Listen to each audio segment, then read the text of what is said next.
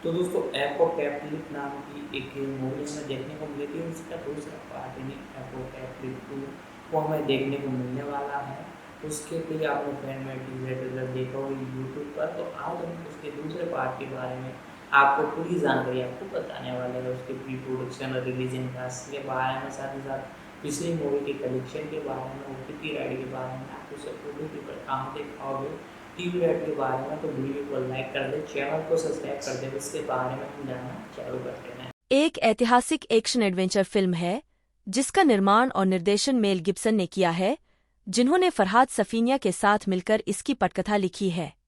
Film में स्वदेशी और मैक्सिकन कलाकारों की एक कास्ट है जिसमें Rudy Youngblood, Raoul Trujillo, Mayra Serbulo, Dalia Hernandez, Gerardo Taracena, Jonathan Brewer, Rodolfo Palacios, Bernardo Ruiz Juarez, Ammel Rodrigo Mendoza, Ricardo Diaz Mendoza और इज़राइल कॉन्ट्रेरास शामिल हैं। वर्ष 1517 के आसपास युकाटन में स्थापित एपोकैलिप्टो में जगुआर पॉ नामक एक युवक की नायक यात्रा को दर्शाया गया है, जो एक दिवंगत मेसोअमेरिकन शिकारी और उसके साथी आदिवासी हैं, जिन्हें एक हमलावर सेना द्वारा पकड़ लिया जाता है। उनके गांव पर छापे के बाद उन्हें मानव बलि के लिए माया शहर में एक खतरनाक यात्रा पर लाया जाता है, उस समय जब माया सभ्यता का पतन हो रहा था। मुख्य फोटोग्राफी 21 नवंबर 2005 से जुलाई 2006 तक मैक्सिको में हुई थी। फिल्म में दिखाए गए सभी स्वदेशी लोग माया थे। इसके अतिरिक्त सभी संवाद सेटिंग की प्राचीन भाषा के आधुनिक सन्निकटन में हैं और स्वदेशी युकाटेक मायान भाषा उपशीर्षक के साथ बोली जाती है, जो कभी कभी भाषा को मायान के रूप में संदर्भित करती है। एपोकैलिप्टो को उत्तरी अमेरिका में ब्यूना विस्टा पिक्चर्स और यूनाइटेड किंगडम और ऑस्ट्रेलिया में आइकॉन फिल्म डिस्ट्रीब्यूशन द्वारा वितरित किया गया था।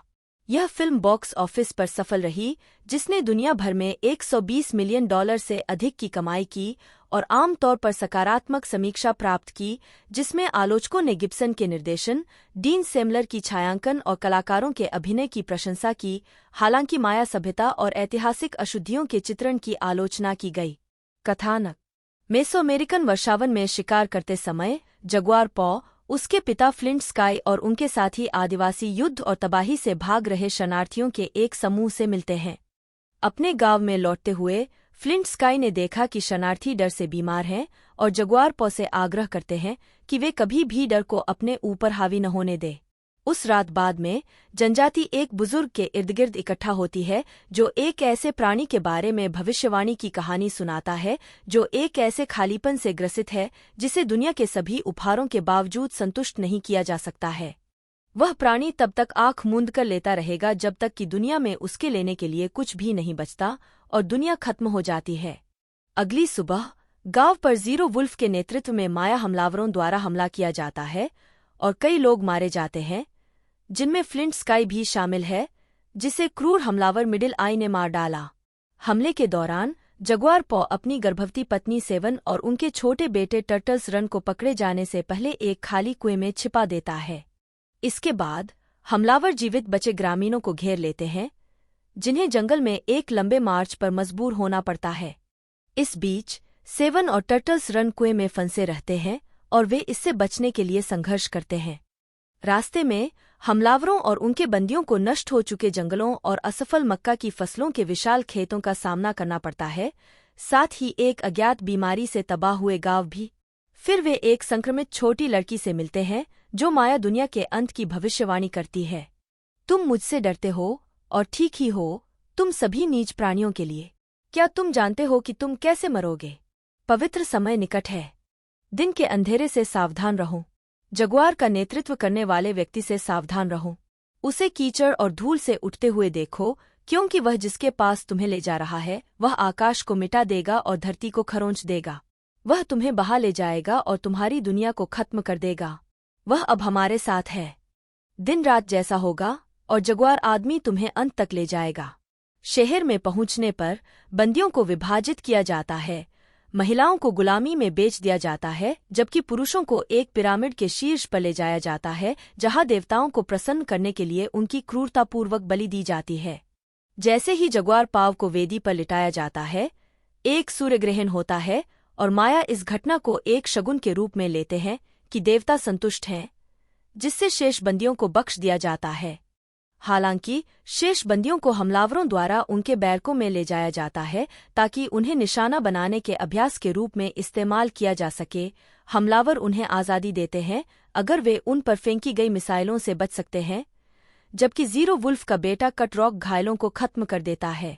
धावकों की पहली जोड़ी आसानी से गिर जाती है। जगुआर पाव उसके बाद आता है और वह भी घायल हो जाता है, जिससे कट रॉक का ध्यान आकर्षित होता है। हालांकि कट रॉक का ध्यान पहले घायल धावकों में से एक द्वारा भटक जाता है, जिसके बलिदान से जगुआर पाव कट रॉक को घातक रूप से घायल कर देता है और भाग जाता है। क्रोधित ज़ीरो वुल्फ अपने 8 आदमियों के साथ जगुआर पॉ का शिकार करने जाता है। जंगल में पहुंचकर जगुआर पॉ ज़ीरो वुल्फ को उसका शिकार करने की चुनौती देता है। जगुआर पॉ अपने प्राकृतिक संसाधनों का उपयोग करके एक-एक करके अपने पीछा करने वालों को मारता है। एक को जगुआर द्वारा मारा जाता है, दूसरे को सांप द्वारा मारा जाता है, तीसरे को ज़ीरो वुल्फ द्वारा मारा जाता है, चौथा झरने में डूब जाता है, पांचवें को जगुआर पॉ द्वारा मार दिया जाता है। जिन लोगों को वह मारता है उनमें मिडिल आई भी शामिल है, जिसे वह पत्थर की कुल्हाड़ी से मारता है, और ज़ीरो वुल्फ, जिसे वह टैपिश शिकार के लिए बने जाल में फंसाता है, जहां उसे लकड़ी के एक बड़े कील से छेद दिया जाता है। अंतिम 2 हमलावर जगुआर पॉ का उसके गांव के बाहरी इलाके में पीछा करना जारी रखते हैं। जब दोनों हमलावर विदेशियों से मिलने जाते हैं तो जगुआर पॉ अपने गांव की ओर दौड़ता है और अपने परिवार को बचाता है जो भारी बारिश में डूब रहे हैं। जगुआर पॉ अपने नवजात बेटे को देखकर भी बहुत खुश होता है, जो पानी के अंदर पैदा हुआ था। बाद में फिर से मिला परिवार स्पेनिश जहाज़ों को देखता है। जगुआर पॉ विदेशियों के पास न जाने का फैसला करता है और वह और उसका परिवार माया और स्पेनिश दोनों से दूर जंगल में एक नई जिंदगी शुरू करने के लिए निकल पड़ता है। ढालना। मेल गिब्सन के अनुसार एपोकैलिप्टो की माया सेटिंग सभ्यताओं और उन्हें कमजोर करने वाली चीजों की खोज की एक अधिक सार्वभौमिक कहानी के लिए केवल पृष्ठभूमि है। 24 फिल्म निर्माताओं का इरादा माया के पतन को समकालीन समाज में देखी गई समस्याओं को प्रतिबिंबित करने के लिए था। सहलेखक सफिनिया ने निर्माण के दौरान कहा, माया द्वारा सामना की जाने वाली समस्याएं असाधारण रूप से आज हमारी अपनी सभ्यता द्वारा सामना की जाने वाली समस्याओं के समान हैं, विशेष रूप से जब व्यापक पर्यावरणीय गिरावट, अत्यधिक खपत और राजनीतिक भ्रष्टाचार की बात आती है। 7 गिब्सन ने कहा है कि यह फिल्म अतीत के एक महान पतनशील साम्राज्य और आज के महान साम्राज्यों के बीच समानताओं को दर्शाने का एक प्रयास है। 7 फिल्म एक सांस्कृतिक आलोचना के रूप में कार्य करती है। एंसेन के शब्दों में एक सामाजिक बयान यह संदेश भेजती है कि नैतिकता के बारे में हमारी अपनी धारणाओं पर सवाल उठाना कभी भी गलती नहीं है। 25 गिब्सन ने ग्रीक शब्द एपोकालिप्टो के आधार पर शीर्षक को परिभाषित किया है, एक नई शुरुआत या एक अनावरण, एक रहस्योद्घाटन। हर चीज की एक शुरुआत और अंत होता है और सभी सभ्यताओं ने उसी तरह काम किया है। 26 स्वागत। आलोचनात्मक प्रतिक्रिया। समीक्षा एग्रीगेटर वेबसाइट रॉटन टोमाटोज पर 202 समीक्षाओं के आधार पर फिल्म को 65% की स्वीकृति रेटिंग मिली है, जिसकी औसत रेटिंग 6.40 है। साइट की आलोचनात्मक सहमति कहती है, एपोकैलिप्टो एक शानदार ढंग से फिल्माया गया, भले ही निर्दयतापूर्वक खूनी, एक बार की महान सभ्यता की परीक्षा है। 27 मेटाक्रिटिक पर 37 आलोचकों के आधार पर फिल्म को 100 में से 68 का भारित औसत स्कोर मिला है, जो आमतौर पर अनुकूल समीक्षा दर्शाता है। 28 सिनेमास्कोर द्वारा सर्वेक्षण किए गए दर्शकों ने फिल्म को A+ से F पैमाने पर B+ का औसत ग्रेड दिया। 29 रिचर्ड रोपर और television show Ebert and Roper पर अतिथि आलोचक आयशा टायलर ने इसे 2 अंगूठे ऊपर रेटिंग दी। 30 माइकल मेडवेड ने एपोकैलिप्टो को 4 में से 4 स्टार दिए और फिल्म को एड्रेनालाइन से सराबोर पीछा करने वाली फिल्म और एक आंतरिक दृश्य अनुभव कहा। 31 यह फिल्म गिब्सन की 2006 की DUI घटना के 6 महीने से भी कम समय बाद रिलीज हुई थी, जिसने गिब्सन को बहुत नकारात्मक प्रचार दिलाया और उनकी पिछली film the passion of the Christ में कथित यहूदी विरोधी भावना को लेकर कुछ लोगों की चिंताओं को बढ़ा दिया। 32 कई प्रमुख फिल्म समीक्षकों ने एपोकैलिप्टो की अपनी समीक्षाओं में इस घटना का संकेत दिया। द न्यूयॉर्क टाइम्स के लिए अपनी सकारात्मक समीक्षा में A.O. स्कॉट ने टिप्पणी की, आप उनके बारे में जो भी कहें, शराब के साथ उनकी समस्या या यहूदियों के साथ उनकी समस्या के बारे में, वे एक गंभीर फिल्म निर्माता हैं। 33 बोस्टन ग्लोब की समीक्षा इसी तरह के निष्कर्ष पर पहुंची, जिसमें कहा गया, गिब्सन एक पागल हो सकता है, लेकिन वह हमारा पागल है, और जबकि मैं उसे हैप्पी आवर के बाद या बीनाई ब्रिज समारोह में कभी भी कार के पहिए के पीछे नहीं देखना चाहूंगा।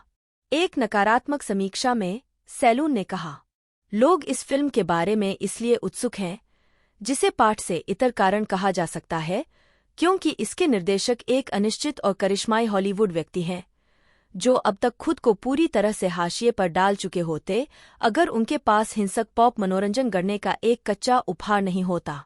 35 हॉलीवुड से प्रतिक्रियाएं। एपोकैलिप्टो को हॉलीवुड समुदाय में कुछ उत्साही समर्थक मिले। अभिनेता रॉबर्ट डुवेल ने इसे शायद 25 वर्षों में देखी गई सबसे अच्छी फिल्म कहा। 37 निर्देशक क्वेंटिन टारंटिनो ने कहा, मुझे लगता है कि यह एक उत्कृष्ट कृति है। यह शायद उस वर्ष की सर्वश्रेष्ठ फिल्म थी। मुझे लगता है कि यह उस वर्ष की सर्वश्रेष्ठ कलात्मक फिल्म थी। 38 मार्टिन स्कॉर्सेसे ने फिल्म के बारे में लिखते हुए इसे एक दृष्टि कहा और आगे कहा, आज बहुत सी फिल्में इस तरह के परेशान करने वाले क्षेत्रों में नहीं जाती हैं, सभ्यता के रूप में जानी जाने वाली चीजों को बनाए रखने में हिंसा का मेहत। मैं एपोकैलिप्टो की इसकी स्पष्टता के लिए प्रशंसा करता हूं, लेकिन फिल्म निर्माण की शक्ति और कलात्मकता के लिए भी। 39 अभिनेता एडवर्ड जेम्स ओल्मोस ने कहा, मैं पूरी तरह से अचंभित रह गया। यह यकीनन वर्षों में मेरी देखी गई सबसे अच्छी फिल्म है। मैं दंग रह गया। 22 2013 में निर्देशक स्पाइक ली ने इस फिल्म को अपनी सर्वकालिक आवश्यक फिल्मों की सूची में रखा। 40 2016 में ब्रिटिश निर्देशक एडगर राइट ने इसे अपनी 1000 पसंदीदा फिल्मों में से एक बताया। 41 मेक्सिको में प्रतिक्रिया। मेक्सिको में इस फिल्म ने परफ्यूम और रॉकी बाल्बोआ से ज्यादा दर्शकों को आकर्षित किया। इसने टाइटैनिक और पोसिडॉन जैसी यादगार मैक्सिकन फिल्मों को भी पीछे छोड़ दिया। 42 अखबार रिफॉर्मा द्वारा किए गए सर्वेक्षणों के अनुसार 80% मैक्सिकन लोगों ने फिल्म को बहुत अच्छा या अच्छा करार दिया। 42 प्रोडक्शन टीम में मेकअप आर्टिस्ट और कॉस्ट्यूम डिजाइनरों का एक बड़ा समूह शामिल था, जिन्होंने बड़े कलाकारों के लिए माया लुक को फिर से बनाने का काम किया। एल्डो सिग्नोरेटी के नेतृत्व में मेकअप आर्टिस्ट ने सभी ऑन स्क्रीन अभिनेताओं पर रोजाना जरूरी टैटू, स्कारिफिकेशन और ईयरलोब एक्सटेंशन लगाए। सलाहकार रिचर्ड डी एंसेन के अनुसार बॉडी मेकअप में विकल्प कलात्मक लाइसेंस और तथ्य दोनों पर आधारित थे। एने मिट्टी के बर्तनों और चित्रों को टैटू की तलाश में घंटों तक देखा। निशान और टैटू बनाने का काम पूरी तरह से शोध के बाद किया गया था। जड़े हुए जेड दांत वहाँ हैं, कान के स्पूल वहाँ हैं। एक छोटी सी चीज है जो कान से नाक के जरिए सेप्टम में आती है। यह पूरी तरह से उनकी कलात्मक नवीनता थी। 13 विस्तार पर ध्यान देने का एक उदाहरण जगुआर पॉ की पत्नी सेवन के बाएं हाथ का टैटू है, जो ऊपर 2 बिंदुओं के साथ एक क्षैतिज पट्टी है। संख्या 7 के लिए माया ग्लिफ। साइमन एथरटन, एक अंग्रेज कवच निर्माता और हथियार निर्माता, जिन्होंने ब्रेवहार्ट पर गिब्सन के साथ काम किया था, को माया हथियारों के पुनर्निर्माण और शोध के लिए काम पर रखा गया था। एथरटन ने फिल्म के अंत में एक स्पेनिश जहाज पर क्रॉसबेरिंग फ्रांसिस्कन भिक्षु के रूप में भी एक कैमियो किया है। Set design. यह भी देखें, माया वास्तुकला। टिकाल जैसे पिरामिडों को फिल्म के लिए पुनः निर्मित किया गया। मेल गिब्सन चाहते थे कि एपोकैलिप्टो में कंप्यूटर द्वारा बनाई गई छवियों पर निर्भर रहने के बजाय इमारतों वाले सेट दिखाए जाए। माया शहर में देखे गए ज्यादातर स्टेप पिरामिड थॉमस ई सैंडर्स द्वारा डिजाइन किए गए मॉडल थे। सैंडर्स ने अपना दृष्टिकोण समझाया। हम माया दुनिया को स्थापित करना चाहते थे, लेकिन हम कोई डॉक्यूमेंट्री बनाने की कोशिश नहीं कर रहे थे। दृश्यात्मक रूप से हम वही करना चाहते थे जो सबसे ज्यादा प्रभाव डाल सके। ब्रेवहार्ट की तरह आप इतिहास और सिनेमेटोग्राफी की रेखा पर चल रहे हैं। हमारा काम एक खूबसूरत फिल्म बनाना है। 14 हालांकि जबकि मायान शहरों के कई वास्तुशिल्प विवरण सही हैं, 10 वे विभिन्न स्थानों और युगों से मिश्रित हैं। 10 एक निर्णय जिसे फरहाद सफिनिया ने सौंदर्य कारणों से किया था। 15 जबकि एपोकैलिप्टो माया सभ्यता के टर्मिनल पोस्ट क्लासिक काल के दौरान सेट है, फिल्म का केंद्रीय पिरामिड 600 साल पहले क्लासिक काल में निर्मित एक संरचना है। 15 यह एक बाद का मायान शहर है जो सदियों पहले बनाए गए पिरामिड के आसपास बनाया गया था, जिसके उदाहरण मुइल, कोबा और क्विंटाना रू, मैक्सिको के अन्य जैसे पोस्ट क्लासिक साइटों जैसे स्थानों में पाए जाते हैं। मंदिर केंद्रीय तराई क्लासिक शैली में टिकाल के आकार में है, लेकिन सदियों बाद उत्तर पश्चिम युकाटन के पूक शैली के तत्वों से सजाए गए हैं। रिचर्ड डी एंसेन टिप्पणी करते हैं, पोस्ट क्लासिक अवधि में ऐसा कुछ भी नहीं था जो फिल्म में उस पिरामिड के आकार और महिमा से मेल खाता हो, लेकिन गिब्सन समृद्धि, धन, संसाधनों की खपत को दर्शाने की कोशिश कर रहा था। 15 मेहराबदार वॉकवे में भित्ति चित्र में माया कोडिस, बोनमपैक भित्ति चित्र फिल्म की सेटिंग से 700 साल पहले और सैन बार्टोलो भित्ति चित्र फिल्म की सेटिंग से लगभग 1500 साल पहले के तत्वों को मिलाया गया है। उद्धरण की आवश्यकता। फिल्माने गिब्सन ने एपोकैलिप्टो को मुख्य रूप से कैटेमाको, सैन एंड्रेस टक्सटला और मैक्सिकन राज्य वेराक्रूज के पासो डी ओवेजस में फिल्माया। झरने का दृश्य सैन एंड्रेस टक्सटला में स्थित पेंटला फॉल्स में फिल्माया गया था।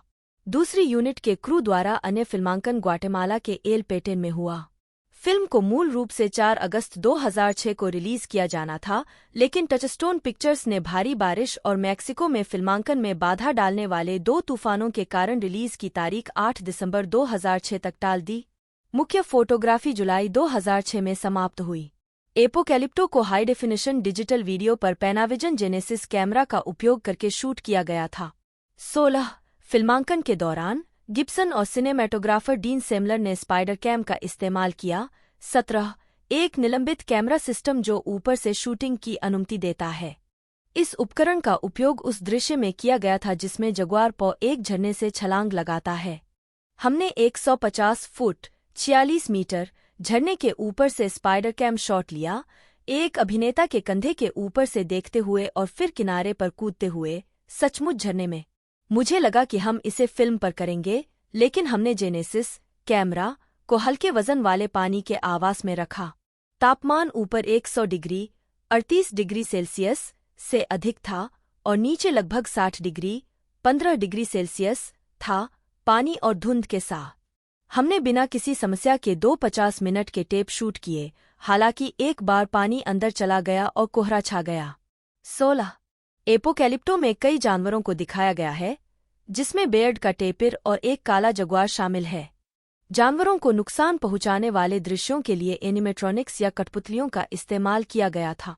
18 संगीत। अधिक जानकारी। एपोकैलिप्टो साउंड ट्रैक। एपोकैलिप्टो का संगीत जेम्स हॉर्नर ने निर्देशक मेल गिब्सन के साथ अपने तीसरे सहयोग में तैयार किया था। इस गैरपारंपरिक संगीत में कई विदेशी वाद्ययंत्रों का इस्तेमाल किया गया है और पाकिस्तानी गायक राहत फतेह अली खान ने अपनी आवाज दी है। वितरण और विपणन। जबकि मेल गिब्सन ने अपने आइकन प्रोडक्शंस के माध्यम से फिल्म को वित्तपोषित किया, डिज्नी ने उत्तरी अमेरिका में टचस्टोन पिक्चर्स लेबल के तहत और यूनाइटेड किंगडम और ऑस्ट्रेलिया में आइकन फिल्म डिस्ट्रीब्यूशन के तहत कुछ बाजारों में शुल्क के लिए एपोकैलिप्टो को वितरित करने के लिए हस्ताक्षर किए। फिल्म का प्रचार दिसंबर 2005 के टीजर ट्रेलर के साथ शुरू हुआ, जिसे प्रमुख फोटोग्राफी की शुरुआत से पहले और रूडी यंगब्लड को जगुआर पॉ के रूप में कास्ट करने से पहले फिल्माया गया था। मजाक के तौर पर गिब्सन ने दाढ़ी वाले निर्देशक की एक अचेतन कैमियो डाली, जिसमें एक प्लेयर शर्ट में उसके मुंह से सिगरेट लटक रही थी और वह धूल से ढके माया के समूह के बगल में खड़ा था। 19 एक साफ सुथरे गिब्सन ने 2006 के अकादमी पुरस्कारों की शुरुआत के लिए एक मायाम भाषा खंड भी फिल्माया। 23 सितंबर 2006 को गिब्सन ने अमेरिका के ओक्लाहोमा राज्य में 2 मुख्य रूप से मूल अमेरिकी दर्शकों के लिए अधूरी फिल्म की प्री स्क्रीनिंग की, गोल्डसबी में रिवरविंड कैसीनो में, जो चिकासो नेशन के स्वामित्व में है, और लॉटन में कैमरून विश्वविद्यालय में। 20 उन्होंने 24 सितंबर को टेक्सास के ऑस्टिन में फिल्म के सितारों में से एक रूडी यंगब्लड के साथ मिलकर प्री स्क्रीनिंग भी शुरू की। 21 लॉस एंजल्स में गिब्सन ने एपोकैलिप्टो की स्क्रीनिंग की और लैटिन बिजनेस एसोसिएशन 22 और माया समुदाय के सदस्यों के लिए एक प्रश्नोत्तर सत्र में भाग लिया। 23 प्रदर्शकों की उत्साही प्रतिक्रिया के कारण डिज्नी ने संयुक्त राज्य अमेरिका में 2500 से अधिक स्क्रीनों पर फिल्म खोली। उद्धरण वांछित। रूडी यंगब्लड जगुआर पॉ ऑलमोस्ट एक आदिवासी शिकारी जो फ्लिंट स्काई का बेटा और सेवन का पति है।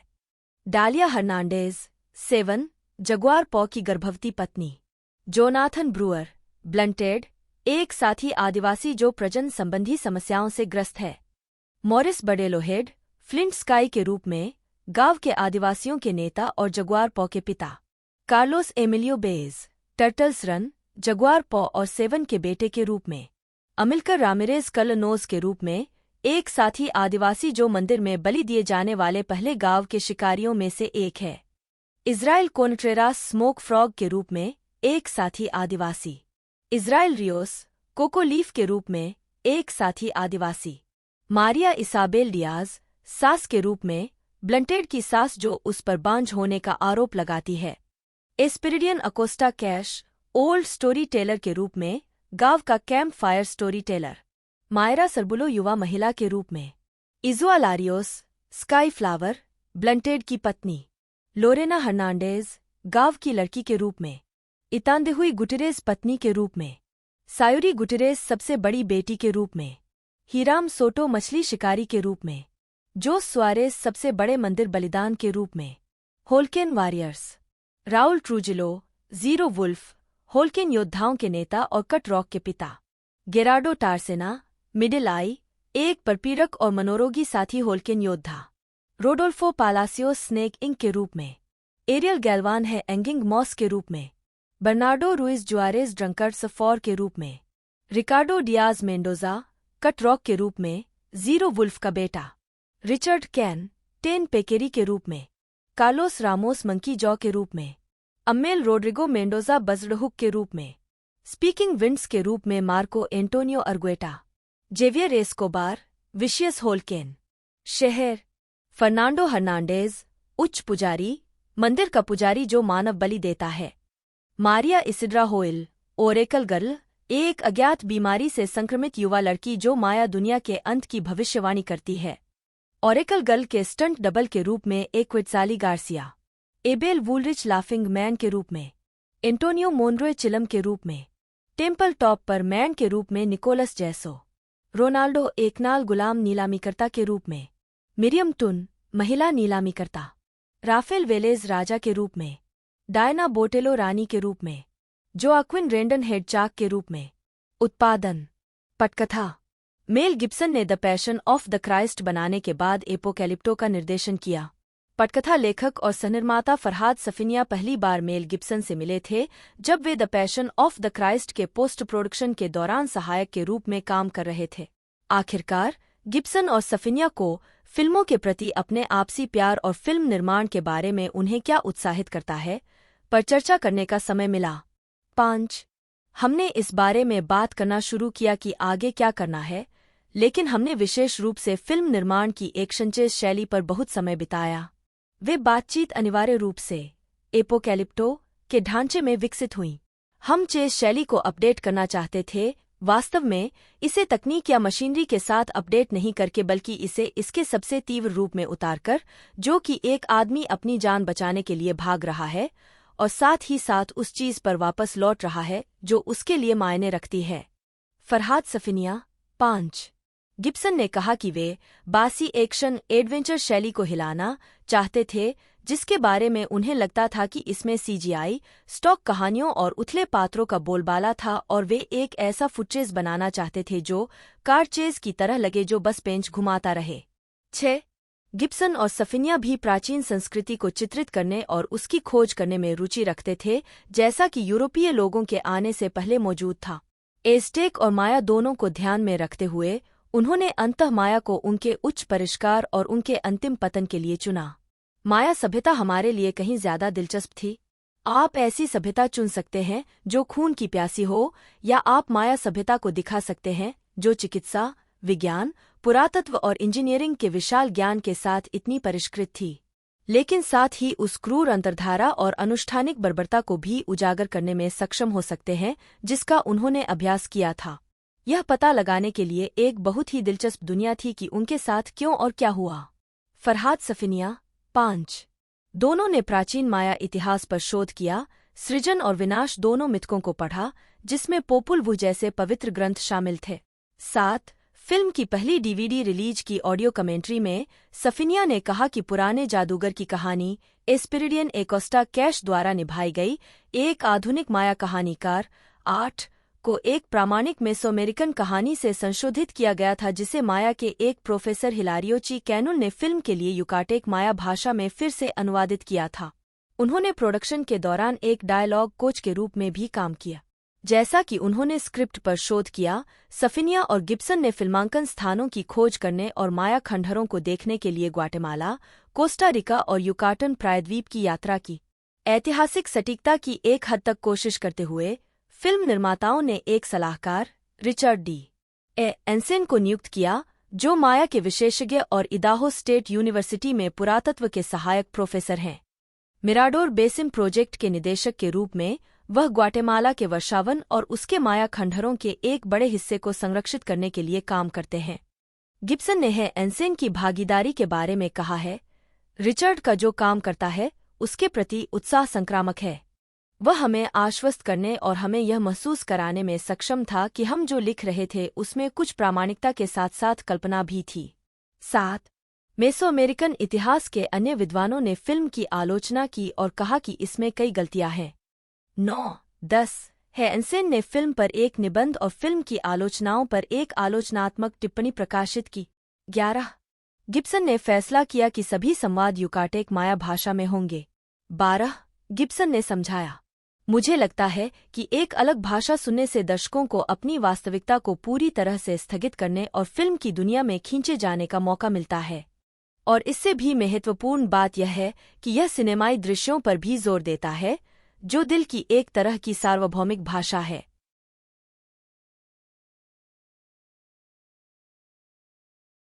गिब्सन ने सिडनी में national institute of dramatic art में अध्ययन किया। 30 छात्रों के रूप में गिब्सन और अभिनेत्री जूडी डेविस ने रोमियो और जूलियट में मुख्य भूमिकाएं निभाईं और गिब्सन ने ए मिडसमर नाइट्स ड्रीम के एक प्रयोगात्मक उत्पादन में रानी टाइटेनिया की भूमिका निभाई। 31 1977 में स्नातक होने के बाद 32 गिब्सन ने तुरंत मैड मैक्स के फिल्मांकन पर काम करना शुरू कर दिया, लेकिन एक मंच अभिनेता के रूप में काम करना जारी रखा और एडिलेड में दक्षिण ऑस्ट्रेलिया की स्टेट थिएटर कंपनी में शामिल हो गए। गिब्सन की नाट्य क्रेडिट में वेटिंग फॉर गोडोट में एस्ट्रागन, जेफरी रश के विपरीत का किरदार और सिडनी में डेथ ऑफ ए सेल्समैन के 1 सितंबर 1982 के उत्पादन में बिफ लोमन की भूमिका शामिल है। एनआईडीए में एक छात्र के रूप में गिब्सन ने 1977 की फिल्म समर सिटी में अपनी फिल्मी शुरुआत की, जिसके लिए उन्हें $400 का भुगतान किया गया था। 34 इसके बाद गिब्सन ने फिल्म मैड मैक्स 1979 में शीर्षक चरित्र निभाया। इस भूमिका के लिए उन्हें $9,000 का भुगतान किया गया था। फिल्म बनाने के फौरन बाद उन्होंने साउथ ऑस्ट्रेलियन थिएटर कंपनी के साथ एक सीजन किया। इस अवधि के दौरान उन्होंने अपनी भावी पत्नी रॉबिन मूर के साथ एडिलेड में $30 प्रति सप्ताह का अपार्टमेंट साझा किया। मैड मैक्स के बाद गिब्सन ने फिल्म टिम 1979 में मानसिक रूप से धीमे युवा की भूमिका भी निभाई। 35 इस अवधि के दौरान गिब्सन ऑस्ट्रेलियाई टेलीविजन श्रृंखला में अतिथि भूमिकाओं में भी दिखाई दिए। वह धारावाहिक द सुलिवान्स में नौसेना लेफ्टिनेंट रे हेंडरसन के रूप में दिखाई दिए। 36 पुलिस प्रक्रियात्मक कॉप शॉप में। 35 और जेल धारावाहिक पनिशमेंट के पायलट एपिसोड में जो 1980 में निर्मित किया गया था, 1981 में प्रदर्शित किया गया। 37-38 गिब्सन द्वितीय विश्व युद्ध की action film attack force Z के कलाकारों में शामिल हो गए, जो 1982 तक रिलीज नहीं हुई थी जब गिब्सन एक बड़ा स्टार बन गए थे। निर्देशक पीटर वियर ने गिब्सन को प्रथम विश्व युद्ध के नाटक गैलीपोली 1981 में मुख्य भूमिका में लिया, जिसने गिब्सन को ऑस्ट्रेलियाई फिल्म संस्थान से एक और सर्वश्रेष्ठ अभिनेता का पुरस्कार दिलाया। 6 गैलीपोली ने गिब्सन को एक गंभीर, बहुमुखी अभिनेता की ख्याति दिलाने में भी मदद की और उन्हें हॉलीवुड एजेंट एड लिमाटो का खिताब दिलाया। सीक्वल मैड मैक्स 2 1982 अमेरिका में उनकी पहली हिट थी, जहां इसे द रोड वॉरियर के रूप में रिलीज किया गया था। पीटर वियर की romantic thriller the year of living dangerously 1982 में अपनी भूमिका के लिए गिब्सन को फिर से सकारात्मक नोटिस मिले। गिब्सन ने मैड मैक्स बियॉन्ड थंडरडोम 1985 में तीसरी बार मैक्स रॉकटेंस्की की भूमिका निभाकर अपना पहला $1 मिलियन वेतन अर्जित किया। 39-40 गिब्सन की पहली अमेरिकी फिल्म मार्क रिडेल की ड्रामा द रिवर 1984 थी, जिसमें उन्होंने और सिसी स्पेसेक ने संघर्षरत टेनेसी किसानों की भूमिका निभाई थी। इसके बाद गिब्सन ने ऑस्ट्रेलियाई निर्देशक गिलियन आर्मस्ट्रांग की गॉथिक रोमांस मिसेस सोफेल 1984 में अभिनय किया। उन्होंने और मैथ्यू मोडाइन ने निंदा किए गए अपराधी भाइयों की भूमिका निभाई, जिनके विपरीत डायने कीटन वार्डन की पत्नी की भूमिका में थीं, जो बाइबिल पढ़ने के लिए उनसे मिलने जाती है। 1985 में लगातार 4 फिल्मों में काम करने के बाद गिब्सन ने अपने ऑस्ट्रेलियाई मवेशी स्टेशन पर लगभग 2 साल की छुट्टी ली। 41 वह लेथल वेपन 1987 में मार्टिन रिग्स की भूमिका निभाने के लिए लौटे, एक फिल्म जिसने हॉलीवुड के अग्रणी व्यक्ति के रूप में उनकी स्थिति को मजबूत करने में मदद की। 42 इसके बाद गिब्सन ने लगातार 3 फिल्मों में अभिनय किया जो 1990 में रिलीज हुईं, bird on wire, air America और है एमले। 1990 में एयर अमेरिका प्रीमियर में गिब्सन। 1990 के दशक के दौरान गिब्सन ने व्यावसायिक और व्यक्तिगत परियोजनाओं के बीच काम किया। दशक के पहले भाग में उनकी फिल्में forever young, lethal weapon 3, Maverick और ब्रेव हार्ट थीं। इसके बाद उन्होंने ransom, conspiracy theory, lethal weapon 4 और पेबैक में अभिनय किया। गिब्सन ने डिज्नी की पोकाहोंटस में जॉन स्मिथ की बोलने और गाने वाली आवाज के रूप में भी काम किया। गिब्सन को द पैट्रियट 2000 में प्रदर्शित होने के लिए $25 मिलियन का रिकॉर्ड वेतन दिया गया था। 43 इसने $100 मिलियन से अधिक की कमाई की, जैसा कि उस वर्ष उनकी 2 अन्य फिल्मों चिकन रन और व्हाट वीमेन वांट ने किया था। 28 2002 में गिब्सन वियतनाम युद्ध के नाटक वी वेयर सोल्जर्स और एम. नाइट श्यामलन की साइंस में दिखाई दिए, जो गिब्सन के अभिनय करियर की सबसे अधिक कमाई करने वाली फिल्म बन गई। 44 साइंस का प्रचार करते समय गिब्सन ने कहा कि वह अब फिल्म स्टार नहीं बनना चाहते और केवल तभी फिल्म में अभिनय करेंगे जब स्क्रिप्ट वास्तव में असाधारण होगी। 2010 में गिब्सन एज ऑफ डार्कनेस में दिखाई दिए, जिसने 2002 के बाद से उनकी पहली अभिनीत भूमिका को चिन्हित किया। 45 और यह BBC mini series Edge of Darkness का रूपांतरण था। 46 उसी वर्ष जून में गिब्सन टेक्सास के ब्राउन्सविले में थे, जहां वे फिल्म गेट द ग्रिंगो के दृश्यों की शूटिंग कर रहे थे, जो मेक्सिको की एक कठिन जेल में बंद एक पेशेवर अपराधी के बारे में थी। 47 2010 में अपनी पूर्व प्रेमिका पर सार्वजनिक रूप से भड़कने के बाद गिब्सन को विलियम मॉरिस एंडेवर की प्रतिभा एजेंसी से हटा दिया गया था। 48 गिब्सन को द हैंगओवर पार्ट 2 में एक छोटी भूमिका के लिए चुना गया था, लेकिन कलाकारों और क्रू द्वारा उनकी भागीदारी पर आपत्ति जताए जाने के बाद उन्हें फिल्म से हटा दिया गया। 49 गिब्सन ने 2 खलनायकों की भूमिका भी निभाई। 2013 में माचेटे किल्स में लूथर वॉज, डैनी ट्रेजो के साथ, और 2014 में द एक्सपेंडेबल्स 3 में कॉनराड स्टोनबैंक्स, सिल्वेस्टर स्टेलोन के साथ। 2014 में एक्सपेंडेबल्स के सहकलाकार सिल्वेस्टर स्टेलोन, पृष्ठभूमि के साथ गिब्सन। 2018 में रिलीज हुई निर्देशक एस. क्रेग झलर की पुलिस क्रूरता थीम वाली फिल्म ड्रैग्ड एक्रॉस कंक्रीट में मुख्य भूमिका में दिखाई दिए। 50 इसके बाद उन्होंने The Professor and the Madman में अभिनय किया। उन्होंने और निर्देशक दोनों ने फिल्म को अस्वीकार कर दिया। उत्पादन मेल कोलंबसिल गेरार्ड गिब्सन 3 एओ जन्म 3 जनवरी 1956 4 एक अमेरिकी अभिनेता और फिल्म निर्माता हैं।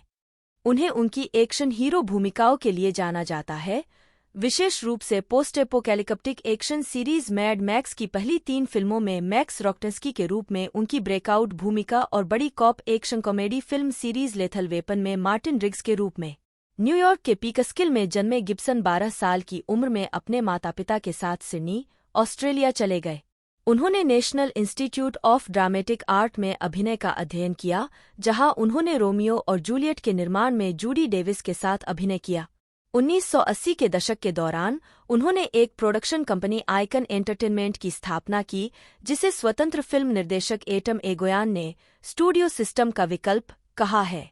5 निर्देशक पीटर वियर ने उन्हें प्रथम विश्व युद्ध के नाटक गैलीपोली 1981 में मुख्य भूमिका के लिए चुना, जिसने गिब्सन को ऑस्ट्रेलियाई फिल्म संस्थान से सर्वश्रेष्ठ अभिनेता का पुरस्कार दिलाया।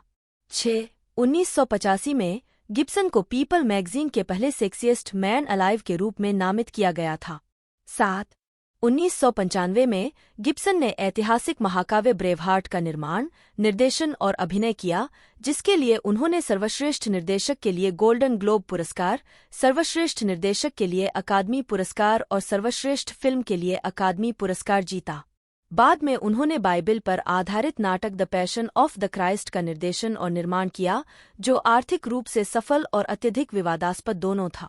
उन्हें एक्शन एडवेंचर फिल्म एपोकैलिप्टो 2006 के निर्देशन के लिए और अधिक आलोचनात्मक नोटिस मिला, जो 16वीं शताब्दी की शुरुआत में मेसोअमेरिका में सेट है।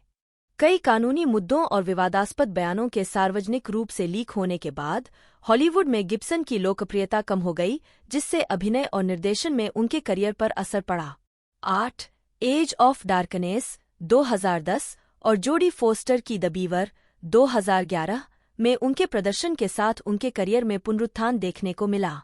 10 साल की अनुपस्थिति के बाद उनकी निर्देशन वापसी एक्सोरेज 2016 ने 2 अकादमी पुरस्कार जीते, 9, 10 और उन्हें सर्वश्रेष्ठ फिल्म और सर्वश्रेष्ठ निर्देशक सहित 4 अन्य के लिए नामांकित किया गया। इस श्रेणी में गिब्सन का यह दूसरा नामांकन था। प्रारंभिक जीवन।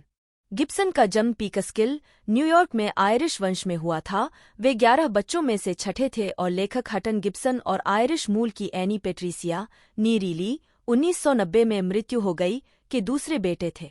11-12 गिब्सन की दादी ओपेरा कॉन्ट्राल्टो ईवा मायलोट 1875 से 1920 थीं, जिनका जन्म ऑस्ट्रेलिया में आयरिश माता-पिता के यहाँ हुआ था।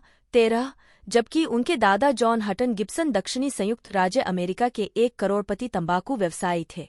14-15 गिब्सन के छोटे भाइयों में से एक डोनल भी एक अभिनेता है। गिब्सन का पहला नाम सेंट मेल्स कैथेड्रल से लिया गया है, जो उनकी मां के गृहनगर लॉन्गफोर्ड में स्थित है। 16 उनका दूसरा नाम कोलमसिल। 17 भी एक आयरिश संत के साथ साझा किया गया है। 18 अपनी मां की वजह से गिब्सन के पास आयरिश और अमेरिकी दोहरी नागरिकता है। 19 गिब्सन एक ऑस्ट्रेलियाई स्थायी निवासी भी हैं। 20-21 गिब्सन के पिता को 14 फरवरी 1968 को न्यूयॉर्क सेंट्रल रेलरोड के खिलाफ कार्य संबंधित चोट के मुकदमे में $1,45,000 अमेरिकी डॉलर 2023 में $270,450 के बराबर का पुरस्कार मिला था और इसके तुरंत बाद उन्होंने अपने परिवार को वेस्ट पिम्बल, सिडनी, ऑस्ट्रेलिया में स्थानांतरित कर दिया। 22 उस समय गिब्सन की उम्र 12 साल थी। अपनी दादी के मूल ऑस्ट्रेलिया में जाना आर्थिक कारणों से था और उनके पिता की उम्मीद थी कि ऑस्ट्रेलियाई रक्षा बल वियतनाम युद्ध के दौरान उनके सबसे बड़े बेटे को भर्ती करने से मना कर देंगे। 23 अपने हाई स्कूल के वर्षों के दौरान गिब्सन को न्यू साउथ वेल्स के वाहरोंगा में सेंट लियो कैथोलिक कॉलेज में क्रिश्चियन ब्रदर्स के मंडली के सदस्यों द्वारा शिक्षित किया गया था। 24-25 आजीविका अवलोकन। गिब्सन ने जब पहली बार सिनेमाई परिदृश्य में प्रवेश किया तो उन्हें फिल्म समीक्षकों से बहुत अनुकूल टिप्पणियां मिलीं, साथ ही कई क्लासिक फिल्म सितारों से उनकी तुलना भी की गई। 1982 में विंसेंट कैम्बी ने लिखा कि श्री गिब्सन युवा स्टीव मैकक्वीन की याद दिलाते हैं। मैं स्टार क्वालिटी को परिभाषित नहीं कर सकता, लेकिन जो भी हो, श्री गिब्सन में वह है। 26 गिब्सन की तुलना क्लार्क गेबल और हम्फ्री बोगार्ट के संयोजन से भी की जाती है। 27 मैड मैक्स सीरीज की फिल्मों पीटर वियर की गैलीपोली 1981 और लेथल वेपन सीरीज की फिल्मों में गिब्सन की भूमिकाओं ने उन्हें एक्शन हीरो का लेबल दिलाया। 28 बाद में गिब्सन ने कई तरह की अभिनय परियोजनाओं में विस्तार किया, जिसमें मानव नाटक जैसे हेमलेट 1990 का फ्रेंको ज़ेफिरेली फिल्म संस्करण और मेवरिक 1994 और व्हाट वीमेन वांट 2000 जैसी हास्य भूमिकाएं शामिल थीं। उन्होंने अभिनय से आगे बढ़कर निर्देशन और निर्माण में भी काम किया। The man without A face 1993, ब्रेवहार्ट 1995, the passion of the Christ 2004 और एपोकैलिप्टो 2006। टाइम के जेस कैगल ने गिब्सन की तुलना कैरी ग्रांट, शॉन कॉनरी और रॉबर्ट रेडफोर्ड से की। 28 कॉनरी ने एक बार सुझाव दिया था कि गिब्सन को कॉनरी के एम के लिए अगला जेम्स बॉन्ड खेलना चाहिए। गिब्सन ने भूमिका को ठुकरा दिया, कथित तौर पर। गिब्सन शुरू में गाय है एमिल्टन की भूमिका स्वीकार करने के लिए अनिच्छुक थे। एने अपनी भूमिका को एक बड़ी चुनौती के रूप में नहीं देखा। मेरा चरित्र, जैसा कि फिल्म में दिखाया गया है, एक कठपुतली था और मैंने उसे स्वीकार कर लिया। यह कोई स्टार वाली बात नहीं थी, भले ही उन्होंने इसे इस तरह से विज्ञापित किया हो। 88 गिब्सन ने अपने और गाय के चरित्र के बीच कुछ समानताएं देखीं। वह चालाक शैतान नहीं है, वह अपरिपक्व है और उसमें कुछ खुरदरेपन है, और मुझे लगता है कि आप मेरे लिए भी यही कर सकते हैं। 27 इनाम। मुख्य लेख द बाउंटी 1984 फिल्म। गिब्सन ने एरोल फ्लिन, क्लार्क गेबल और मार्लन ब्रैंडो के नक्शेकदम पर चलते हुए बाउंटी पर विद्रोह की एक सिनेमाई पुनर्कथन में फ्लेचर क्रिश्चियन के रूप में अभिनय किया। परिणामस्वरूप 1984 की फिल्म द बाउंटी को सबसे ऐतिहासिक रूप से सटीक संस्करण माना जाता है। हालांकि गिब्सन ने यह विश्वास व्यक्त किया है कि फिल्म का संशोधनवाद काफी दूर तक नहीं गया। उन्होंने कहा है कि उनके चरित्र को फिल्म के प्रतिपक्षी के रूप में चित्रित किया जाना चाहिए था। उन्होंने लेफ्टिनेंट विलियम ब्ली के रूप में एंथनी हॉपकिंस के प्रदर्शन की प्रशंसा की है और इसे फिल्म का सबसे अच्छा पहलू बताया है। 88 घातक हथियार श्रृंखला। मुख्य लेख लेथल वेपन फिल्म श्रृंखला। गिब्सन लोकप्रिय action comedy film series Lethal weapon के साथ अधिक मुख्यधारा के व्यावसायिक फिल्म निर्माण में चले गए, जो 1987 की मूल फिल्म से शुरू हुई थी। फिल्मों में उन्होंने लैप्ड जासूस मार्टिन रिग्स की भूमिका निभाई, जो हाल ही में विधुर हुए वियतनाम के एक वयोवृद्ध व्यक्ति थे जिनकी मृत्यु की इच्छा थी और हिंसा और बंदूक चलाने का शौक था। फिल्मों में उन्हें रोजर मुर्टो, डैनी ग्लोवर नामक एक आरक्षित पारिवारिक व्यक्ति के साथ जोड़ा गया है, और दूसरी फिल्म से उनके साथ लियो गेट्स, जो पेस्की नामक एक अतिसक्रिय मुखबिर भी शामिल हो गया है। लेथल वेपन की सफलता के बाद निर्देशक रिचर्ड डोनर और प्रमुख कलाकारों ने 3 sequel, lethal weapon 2 1989, lethal weapon 3 1993 और लेथल वेपन 4 1998 में पात्रों को फिर से दिखाया। फिल्म श्रृंखला को बाद में एक टेलीविजन रूपांतरण के साथ पुनः शुरू किया गया, जो फॉक्स पर 3 सीजन तक प्रसारित हुआ। 15 नवंबर 2021 को गिब्सन ने पुष्टि की कि वह निर्देशक रिचर्ड डोनर की मृत्यु के बाद 5वीं लेथल वेपन फिल्म का निर्देशन करेंगे। वह व्यक्ति जिसने सभी लेथल फिल्मों का निर्देशन किया, रिचर्ड डोनर, वह एक बड़ा आदमी था। वह पटकथा विकसित कर रहा था और वह इसमें काफी आगे बढ़ गया था। और उसने मुझसे एक दिन कहा, सुनो बच्चे, अगर मैं मर भी जाऊं तो तुम यह करोगे। और मैंने कहा, चुप रहो। लेकिन वास्तव में उनकी मृत्यु हो गई। लेकिन उन्होंने मुझे इसे करने के लिए कहा था और उस समय मैंने कुछ नहीं कहा। उन्होंने यह बात अपनी पत्नी और स्टूडियो और निर्माता से कही। इसलिए मैं 5वीं फिल्म का निर्देशन करूंगा, गिब्सन ने कहा। 90 जून 2024 में गिब्सन ने इंस्पायर मी पॉडकास्ट के साथ एक साक्षात्कार में पुष्टि की कि वह लेथल वेपन फ्रेंचाइजी की 5वीं किस्त का निर्देशन करेंगे और यह फिल्म डोनर के विजन और प्रभाव के प्रति सच्ची रहेगी। 91-92 गिब्सन ने यह भी कहा कि वह और ग्लोवर रिग्स और मर्टॉफ की अपनी अपनी भूमिकाएं निभाने के लिए वापस आएंगे। 93 छोटा गांव। मुख्य लेख हेमलेट 1990 फिल्म। गिब्सन ने फ्रेंको जेफ्रेली के हेमलेट में विलियम शेक्सपियर के डेनिश राजकुमार की भूमिका निभाते हुए एक्शन से क्लासिकल ड्रामा में असामान्य बदलाव किया। गिब्सन को अनुभवी शेक्सपियरियन अभिनेताओं इयान होल्म, एलन बेट्स और पॉल स्कोफील्ड के साथ कास्ट किया गया था। उन्होंने स्कोफील्ड के साथ काम करने की तुलना माइक टायसन के साथ रिंग में फेंके जाने से की। 94 स्कोफील्ड ने गिब्सन के बारे में कहा, वह उस तरह का अभिनेता नहीं है जिसके बारे में आप सोचते हैं कि वह एक आदर्श हेमलेट बन सकता है, लेकिन उसके पास बहुत ईमानदारी और बुद्धिमत्ता थी। 95 बहादुर। मुख्य लेख ब्रेवहार्ट के सेट पर गिब्सन, दाएं। 1995 में गिब्सन ने ब्रेवहार्ट का निर्देशन, निर्माण और अभिनय किया, जो स्कॉटिश राष्ट्रवादी सर विलियम वालेस की जीवनी पर आधारित फिल्म थी, जिसे 1305 में इंग्लैंड के राजा एडवर्ड आई के खिलाफ उच्च राजद्रोह के लिए मार दिया गया था। गिब्सन को अपने दूसरे निर्देशन प्रयास के लिए 2 अकादमी पुरस्कार, सर्वश्रेष्ठ निर्देशक और सर्वश्रेष्ठ चित्र मिले। सर्वश्रेष्ठ निर्देशक के लिए अकादमी पुरस्कार जीतने के साथ गिब्सन ऐसा करने वाले केवल 6ठे अभिनेता फिल्म निर्माता बन गए।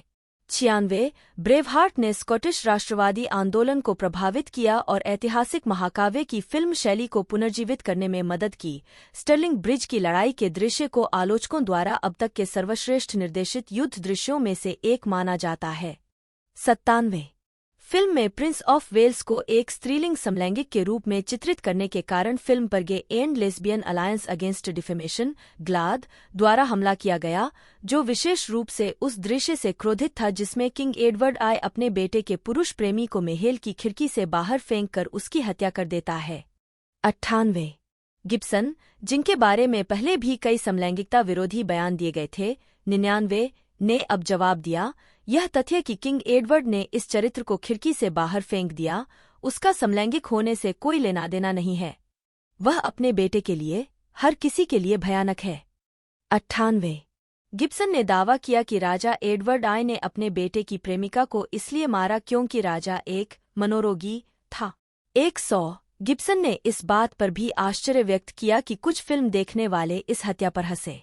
दुर्भाग्यवश हमने एक दृश्य काट दिया जहां आप वास्तव में उस चरित्र एडवर्ड द्वितीय को जान पाते और उसकी दुर्दशा और उसके दर्द को समझ पाते, लेकिन इसने फिल्म को पहले भाग में ही इतना रोक दिया कि आप सोचने लगे यह कहानी कब शुरू होगी। 101 मसीह का जुनून। गिब्सन ने अपने निर्देशकों, खास तौर पर जॉर्ज मिलर, पीटर वियर और रिचर्ड डोनर को फिल्म निर्माण की कला सिखाने और निर्देशक के तौर पर उन्हें प्रभावित करने का श्रेय दिया है। निर्देशक के तौर पर गिब्सन कभी कभी अपने अभिनेताओं से लाल जोकर की नाक पहनकर गंभीर दृश्य करवाकर सेट पर तनाव को कम करते हैं। 76 हेलेना बोनहम कार्टर ने उनके बारे में कहा, उनका हास्यबोध बहुत ही बुनियादी है। यह थोड़ा शौचालय जैसा है और बहुत परिष्कृत नहीं है। 77 गिब्सन ने एपोकैलिप्टो के 2005 के टीजर ट्रेलर में सिगरेट पीते हुए खुद का एक फ्रेम डाला। 78 फिल्म में काम। मुख्य लेख मेल गिब्सन फिल्मोग्राफी। गिब्सन का स्क्रीन एक्टिंग करियर 1976 में ऑस्ट्रेलियाई टेलीविजन सीरीज द सुलिवन्स में एक भूमिका के साथ शुरू हुआ। अपने करियर में गिब्सन 43 फिल्मों में नजर आए हैं, जिनमें मैड मैक्स और लेथल वेपन फिल्म सीरीज शामिल है। अभिनय के अलावा गिब्सन ने 4 फिल्मों का निर्देशन भी किया है, जिनमें ब्रेवहार्ट और the passion of the Christ शामिल हैं। 11 फिल्मों का निर्माण किया है और 2 फिल्में लिखी हैं। मेल गिब्सन द्वारा अभिनीत या निर्देशित फिल्मों ने अकेले संयुक्त राज्य अमेरिका में 2.5 बिलियन अमेरिकी डॉलर से अधिक की कमाई की है। 79-80 गिब्सन की फिल्मोग्राफी में टेलीविजन सीरीज, फीचर फिल्में, टेलीविजन फिल्में और एनिमेटेड फिल्में शामिल हैं। मैड मैक्स श्रृंखला। मुख्य लेख मैड मैक्स फ्रेंचाइजी। गिब्सन को जॉर्ज मिलर की मैड मैक्स में चमड़े से ढके पोस्ट एपोकैलिक उत्तरजीवी की भूमिका में सफल भूमिका मिली। स्वतंत्र रूप से वित्तपोषित ब्लॉकबस्टर ने उन्हें एक अंतर्राष्ट्रीय स्टार बनाने में मदद की। संयुक्त राज्य अमेरिका में अभिनेताओं के ऑस्ट्रेलियाई लहजे को अमेरिकी लहजे के साथ डब किया गया था। 81 मूल फिल्म ने 2 सीक्वल बनाए। मैड मैक्स 2 उत्तरी अमेरिका में द रोड वॉरियर के रूप में जाना जाता है और मैड मैक्स 3 उत्तरी अमेरिका में मैड मैक्स बियॉन्ड थंडरडोम के रूप में जाना जाता है। चौथी film mad max fury road 2015 Tom Hardy के साथ शीर्षक भूमिका में बनाई गई थी। 82 गैलिपोली। मुख्य लेख गैलिपोली 1981 फिल्म। 1981 में पीटर वियर की फिल्म गैलिपोली ग्रामीण पश्चिमी ऑस्ट्रेलिया के युवा पुरुषों के एक समूह के बारे में है जो प्रथम विश्व युद्ध के दौरान ऑस्ट्रेलियाई इंपीरियल फोर्स में भर्ती होते हैं। उन्हें ओटोमन साम्राज्य पर आक्रमण करने के लिए भेजा जाता है, जहां वे 1915 के गैलिपोली अभियान में भाग लेते हैं। फिल्म के दौरान युवा पुरुष धीरे धीरे युद्ध के बारे में अपनी मासूमियत खो देते हैं। फिल्म का चरमोत्कर्ष विनाशकारी ऑस्ट्रेलियाई आक्रमण पर केंद्रित है, जिसे नेक की लड़ाई के रूप में जाना जाता है। पीटर वियर ने गिब्सन को फ्रैंक डन की भूमिका में लिया, जो एक आयरिश ऑस्ट्रेलियाई आवारा था जो ब्रिटिश साम्राज्य के लिए लड़ने के बारे में गहरी निराशावादी सोच रखता था। निर्देशक के लिए एक फोटो सत्र में भाग लेने के बाद नए अभिनेता मार्क ली को आदर्शवादी आर्ची हैमिल्टन की भूमिका निभाने के लिए चुना गया। गिब्सन ने बाद में याद किया, मैंने पहले एक फिल्म के लिए ऑडिशन दिया था और उन्होंने मुझे शुरू में ही बता दिया था, तुम्हें इस भूमिका के लिए नहीं चुनूंगा, तुम्हारी उम्र इतनी नहीं है। लेकिन आने के लिए धन्यवाद। मैं बस तुमसे मिलना चाहता था। उन्होंने मुझे बताया कि वे मुझे कुछ साल बाद गैलीपोली के लिए चाहते थे क्योंकि मैं एक आदर्श ऑस्ट्रेलियाई नहीं था। उनके पास मार्क ली था, एक स्वर्गदूत जैसा दिखने वाला आदर्श ऑस्ट्रेलियाई बच्चा, और वे आधुनिक संवेदनशीलता की कोई चीज चाहते थे। उन्हें लगा कि दर्शकों को अपने समय से जुड़ने के लिए किसी की जरूरत है। 83 गिब्सन ने बाद में कहा कि गैलीपोली वास्तव में एक युद्ध फिल्म नहीं है, यह सिर्फ पृष्ठभूमि है। यह वास्तव में दो युवकों की कहानी है। समीक्षकों द्वारा प्रशंसित फिल्म ने गिब्सन के करियर को आगे बढ़ाने में मदद की। 84-85 उन्होंने ऑस्ट्रेलियाई फिल्म संस्थान से अग्रणी भूमिका में सर्वश्रेष्ठ अभिनेता का पुरस्कार जीता। 6 खतरनाक ढंग से जीने का साल। मुख्य लेख the year of living dangerously film. Gibson ने पीटर वियर की 1982 की film the year of living dangerously में सिगोर्नी वीवर और लिंडा हंट के साथ एक भोले लेकिन महत्वाकांक्षी पत्रकार की भूमिका निभाई, जो क्रिस्टोफर कोच के इसी नाम के उपन्यास पर आधारित थी। यह फिल्म आलोचनात्मक और व्यावसायिक दोनों तरह से सफल रही और उभरते ऑस्ट्रेलियाई अभिनेता को MGM स्टूडियो द्वारा खूब प्रचारित किया गया। फिल्म की अपनी समीक्षा में द न्यूयॉर्क टाइम्स के विंसेंट कैम्बी ने लिखा, अगर यह फिल्म मिस्टर गिब्सन को एक अंतर्राष्ट्रीय स्टार नहीं बनाती है तो कुछ भी नहीं बना पाएगा। उनके पास आवश्यक प्रतिभा और स्क्रीन उपस्थिति दोनों हैं। 86 द डेली टेलीग्राफ के जॉन हिस्कॉक के अनुसार फिल्म ने वास्तव में गिब्सन को एक अंतर्राष्ट्रीय प्रतिभा के रूप में स्थापित किया। 87 लेथल वेपन सीरीज के साथ हॉलीवुड में अपनी सफलता के बाद गिब्सन ने निर्माण और निर्देशन में कदम रखना शुरू कर दिया। साथ ही ब्रूस डेवी के साथ गिब्सन ने हेमलेट बनाने के लिए 1989 में आइकॉन प्रोडक्शंस का गठन किया। गिब्सन की कई स्टार फिल्मों का निर्माण या सहनिर्माण करने के अलावा आइकॉन ने इमोर्टल बिलव्ड से लेकर एन आइडियल हस्बैंड तक कई अन्य छोटी फिल्में बनाई हैं। गिब्सन ने इनमें से कुछ फिल्मों जैसे द मिलियन डॉलर होटल और द सिंगिंग डिटेक्टिव में सहायक भूमिकाएं निभाई हैं। गिब्सन ने टेलीविजन के लिए कई प्रोजेक्ट का निर्माण भी किया है, जिसमें थ्री स्टूज पर एक बायोपिक और 2008 PBS डॉक्यूमेंट्री कैरियर शामिल है। आइकॉन सिर्फ एक प्रोडक्शन कंपनी से बढ़कर एक अंतर्राष्ट्रीय वितरण कंपनी और ऑस्ट्रेलिया और न्यूजीलैंड में फिल्म प्रदर्श 52 रास्ते पर लाने वाला। रॉबर्ट डाउनी जूनियर के अनुसार स्टूडियो के अधिकारियों ने 1989 में गिब्सन को निर्देशन की कोशिश करने के लिए प्रोत्साहित किया, एक विचार जिसे उन्होंने उस समय ठुकरा दिया था। 53 गिब्सन ने अपने निर्देशन की शुरुआत 1993 में the man without A face से की। इसके 2 साल बाद ब्रेवहार्ट ने की, जिसने गिब्सन को सर्वश्रेष्ठ निर्देशक का एकेडमी पुरस्कार दिलाया। गिब्सन ने लंबे समय से फ़ारेनहाइट 451 के रीमेक का निर्देशन करने की योजना बनाई थी, लेकिन 1999 में शेड्यूलिंग संघर्षों के कारण परियोजना को अनिश्चित काल के लिए स्थगित कर दिया गया था। 54 गिब्सन को जनवरी 2001 में हेमलेट के लॉस एंजल्स स्टेज प्रोडक्शन में रॉबर्ट डाउनी जूनियर का निर्देशन करना था, लेकिन डाउनी के ड्रग रिलैप्स ने परियोजना को समाप्त कर दिया। 55 सितंबर 2002 में गिब्सन ने घोषणा की कि वह अरामी और लैटिन में द पैशन नामक एक फिल्म का निर्देशन करेंगे, जिसमें कोई उपशीर्षक नहीं होगा क्योंकि उन्हें फिल्मी कहानी कहने के साथ भाषा की बाधाओं को पार करने की उम्मीद थी। 57 2004 में उन्होंने विवादास्पद film the passion of the Christ को उपशीर्षक के साथ रिलीज किया, जिसे उन्होंने सहलिखा, सहनिर्मित और निर्देशित किया। यह फिल्म उस समय यूएस बॉक्स ऑफिस की बिक्री में 370, 782, 930 के साथ सबसे अधिक कमाई करने वाली R-रेटेड फिल्म बन गई। 58 गिब्सन ने ABC नेटवर्क के लिए कंप्लीट सेवेज के कुछ एपिसोड निर्देशित किए। 2006 में उन्होंने एक्शन एडवेंचर फिल्म एपोकैलिप्टो का निर्देशन किया, जो गैर अंग्रेजी भाषा में विरल संवाद दिखाने वाली उनकी दूसरी फिल्म थी। गिब्सन ने लियोनार्डो डिकैप्रियो अभिनीत वाइकिंग युग के दौरान सेट की गई एक फिल्म का निर्देशन करने की इच्छा व्यक्त की है। The passion of the Christ और एपोकैलिप्टो की तरह वह चाहते हैं कि इस काल्पनिक फिल्म में उस समय की भाषाओं में संवाद हों। 59 हालांकि डिकैप्रियो ने अंततः इस परियोजना से बाहर निकलने का विकल्प चुना। 60 2012 के एक साक्षात्कार में गिब्सन ने घोषणा की कि परियोजना, जिसका उन्होंने बरसरकर शीर्षक दिया है, अभी भी आगे बढ़ रही थी। 61 2011 में यह घोषणा की गई थी कि गिब्सन ने जो एस्टरहास से मैकाबीज के बारे में एक पटकथा लिखवाई थी। फिल्म का वितरण वार्नर ब्रदर्स पिक्चर्स द्वारा किया जाना है। घोषणा से काफी विवाद उत्पन्न हुआ। 62 अप्रैल 2012 में एस्टरहास ने गिब्सन को एक पत्र लिखा जिसमें उन पर मैकाबीज के बारे में उनकी फिल्म को नुकसान पहुंचाने का आरोप लगाया क्योंकि वह यहूदियों से नफरत करता है, और निजी घटनाओं की एक श्रृंखला का हवाला दिया जिसके दौरान उसने कथित तौर पर गिब्सन को अत्यधिक नस्लवादी विचार व्यक्त करते हुए सुना था। हालांकि एक निजी पत्र के रूप में लिखा गया था, बाद में इसे एक फिल्म उद्योग की वेबसाइट पर प्रकाशित किया गया था। 63 जवाब में गिब्सन ने कहा कि वह अभी भी फिल्म बनाने का इरादा रखते हैं, लेकिन इसे एस्टरहास की पटकथा पर आधारित नहीं करेंगे जिसे उन्होंने घटिया कहा था। 64 एस्टरहास ने तब दावा किया कि 65 2012 के एक साक्षात्कार में गिब्सन ने बताया कि मैकाबीज फिल्म अभी भी तैयारी में थी।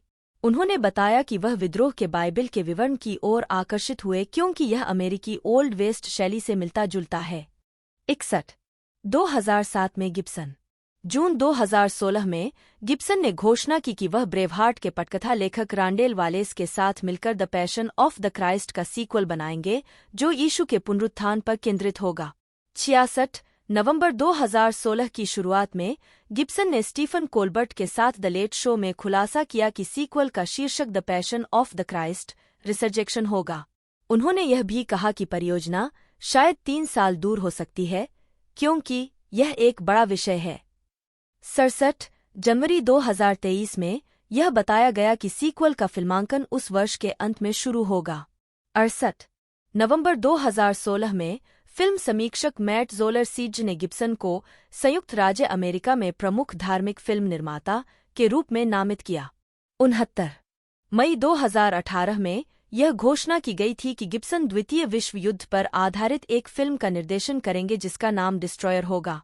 70 हैक्सो रिज की तरह ही डिस्ट्रॉयर भी प्रशांत थिएटर में ओकिनावा की लड़ाई से निपटेगा, हालांकि एक अलग मोर्चे से। यह यूएसएस लेफी DD 724 के चालक दल की वीरतापूर्ण कहानी पर आधारित होगा जिन्होंने अपने जहाज को 22 कामिकेज हमलों से बचाया था। सितंबर 2018 में यह घोषणा की गई थी कि गिब्सन 1969 की फिल्म द वाइल्ड बंच के रीमेक का निर्देशन और सहलेखन करेंगे। 71 मई 2019 में डेडलाइन ने बताया कि गिब्सन माइकल फेसबेंडर, जेमी फॉक्स और पीटर डिंकलेज को इस परियोजना में अभिनय करने के लिए मना रहे थे। जेरी ब्रुकहाइमर फिल्म का निर्माण करेंगे और वार्नर ब्रदर्स परियोजना को वित्तपोषित और रिलीज करेंगे। 72 2021 में लेथल वेपन के निर्देशक रिचर्ड डोनर की मृत्यु के बाद गिब्सन ने कहा है कि वह लेथल वेपन 5 का निर्देशन करेंगे और उसमें अभिनय भी करेंगे। 73 मई 2023 में यह घोषणा की गई कि गिब्सन मार्क वाहलबर्ग अभिनीत फ्लाइट रिस्क नामक एक फिल्म का निर्देशन करेंगे। लायंसगेट द्वारा रिलीज होने के लिए तैयार फिल्म में वाहलबर्ग एक खतरनाक अपराधी को मुकदमे के लिए ले जाने वाले पायलट की भूमिका में होंगे। 74 बाद में बताया गया कि फिल्म की शूटिंग 16 जून को लास वेगास में शुरू हो गई थी। कथित तौर पर फिल्मांकन सैग-एफ्ट्रा हड़ताल से अप्रभावित था, इसे एक स्वतंत्र परियोजना के रूप में छूट दी गई थी। 75 गिब्सन ने the passion of the Christ 2004 नामक फिल्म का निर्देशन, निर्माण, सहलेखन और वित्तपोषण किया जिसमें जीसस जिम कैविजेल के जुनून और मृत्यु का वर्णन किया गया था। फिल्म को सिर्फ अरामी, लैटिन और हिब्रू में शूट किया गया था। गिब्सन मूल रूप से फिल्म को बिना उपशीर्षक के रिलीज करना चाहते थे, लेकिन अंततः थिएटर प्रदर्शन के लिए उन्होंने इसे रिलीज करने से मना कर दिया। फिल्म को अलग अलग तरह की समीक्षाएं मिलीं, जिसमें हिंसा की बहुत प्रशंसा से लेकर आलोचना तक शामिल थी। एंटी डिफेमेशन लीग ने गिब्सन पर फिल्म में कैफा और सैनहेड्रिन के अनाकर्षक चित्रण को लेकर यहूदी विरोधी होने का आरोप लगाया। द नेशन में समीक्षक कथा पोलिट ने लिखा, गिब्सन ने यहूदियों के चित्रण के लिए सम्मेलन के 1988 के मानदंड के लगभग हर नियम का उल्लंघन किया है। कोई खूनी यहूदी नहीं, कोई भीड़ नहीं, यहूदियों के बारे में नकारात्मक रूढ़ियों को पुष्ट करने वाले शास्त्र का कोई उपयोग नहीं, आदि। पुजारियों की बड़ी नाक और कर्कश चेहरे, स्थूल शरीर, पीले दांत हैं। हेरोदेस एंटिपस और उसका दरबार तैलीय बालों वाले महाकाव्य विकृत लोगों का एक विचित्र संग्रह है। अच्छे यहूदी इतालवी फिल्म सितारों की तरह दिखते हैं। मैगडलीन वास्तव में एक इतालवी फिल्म स्टार है। प्यारी मोनिका बेलुची, मैरी, जो लगभग 50 वर्ष की रही होगी और 70 की दिखाई देती थी, वह 35 वर्ष की लग सकती है। 102 गिब्सन का बचाव करने वालों में रूढ़िवादी यहूदी रब्बी डैनियल लैपिन और रेडियो व्यक्तित्व माइकल मेडवेड शामिल थे। 103 एडीएल के राष्ट्रीय निदेशक अब्राहम फॉक्समैन का जिक्र करते हुए रब्बी लैपिन ने कहा कि the passion of the Christ को यहूदी विरोधी कहकर वह यह कह रहे हैं कि ईसाइयों के लिए फॉक्समैन के प्रकोप से बचने का एकमात्र तरीका अपने स्वयं के विश्वास को अस्वीकार करना है। 103 द ग्लोब एंड मेल के साथ एक साक्षात्कार में गिब्सन ने कहा, यदि किसी ने यहूदियों या किसी और के प्रति क्रूरता को तर्कसंगत बनाने के लिए सुसमाचार के अंशों को विकृत किया है, तो यह बार बार पोप की निंदा की अवहेलना है। पोप ने किसी भी रूप में नस्लवाद की निंदा की है। यीशु सभी समय के पापों के लिए मर गए और मैं दोषी होने की पंक्ति में सबसे पहले खड़ा होऊंगा। 104 आखिरकार मीडिया के लगातार हमलों ने गिब्सन को क्रोधित करना शुरू कर दिया। जब हटन गिब्सन के होलोकॉस्ट इनकार का इस्तेमाल द न्यूयॉर्क टाइम्स के लेखक फ्रैंक रिज द्वारा उनके बेटे की फिल्म पर हमला करने के लिए किया गया 105 तो क्रोधित मेल गिब्सन ने जवाब दिया, मैं उसे मारना चाहता हूँ, मैं उसकी आंतें एक छड़ी पर चाहता हूँ, मैं उसके कुत्ते को मारना चाहता हूँ। 106 107 गिब्सन की परंपरावादी कैथोलिक परवरिश भी आलोचना का लक्ष्य थी। 2006 में डायने सॉयर के साथ एक साक्षात्कार में गिब्सन ने कहा कि उन्हें लगता है कि उनके मानव अधिकारों का उल्लंघन उनके व्यक्तित्व, उनके परिवार और उनकी धार्मिक मान्यताओं पर अक्सर किए जाने वाले तीखे हमलों से हुआ जो द पैशन द्वारा भड़काए गए थे। 108 फिल्म ने दुनिया भर में यून्स 611, 899, 420 और अकेले अमेरिका में 370, 782, 930 की कमाई की। 109 गिब्सन अभिनीत किसी भी मोशन पिक्चर को पीछे छोड़ दिया। 110 अमेरिकी बॉक्स ऑफिस पर यह इतिहास में 7वीं सबसे ज्यादा कमाई करने वाली उस समय की फिल्म बन गई। 111 और सभी समय की सबसे ज्यादा कमाई करने वाली आर-रेटेड फिल्म बन गई। 112 फिल्म को 3 अकादमी पुरस्कारों के लिए नामांकित किया गया था। 113 और पसंदीदा ड्रामेटिक मोशन पिक्चर के लिए पीपुल्स चॉइस अवार्ड जीता। 114 एपोकैलिप्टो मुख्य लेख एपोकैलिप्टो गिब्सन को 2006 की एक्शन एडवेंचर फिल्म एपोकैलिप्टो के निर्देशन के लिए आलोचकों की और प्रशंसा मिली। 115 गिब्सन का चौथा निर्देशन प्रयास 16वीं शताब्दी की शुरुआत में मेसोअमेरिका में माया सभ्यता के अशांत अंत समय के खिलाफ सेट है। विरल संवाद मूल अमेरिकी वंश के कलाकारों द्वारा युकाटेक माया भाषा में बोले गए हैं।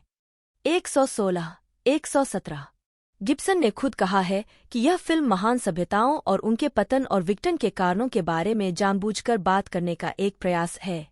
गिब्सन ने कहा, लोग सोचते हैं कि आधुनिक मनुष्य इतना प्रबुद्ध है, लेकिन हम उन्हीं शक्तियों के प्रति संवेदनशील हैं और हम भी उसी तरह की वीरता और उत्कृष्टता के लिए सक्षम हैं। 118 119 इस विषय को विल डुरंट के एक उद्धरण द्वारा और अधिक गहराई से समझा जाता है, जिसे फिल्म की शुरुआत में ही जोड़ दिया गया है। एक महान सभ्यता को तब तक बाहर से नहीं जीता जा सकता जब तक कि वह खुद को भीतर से नष्ट न कर ले।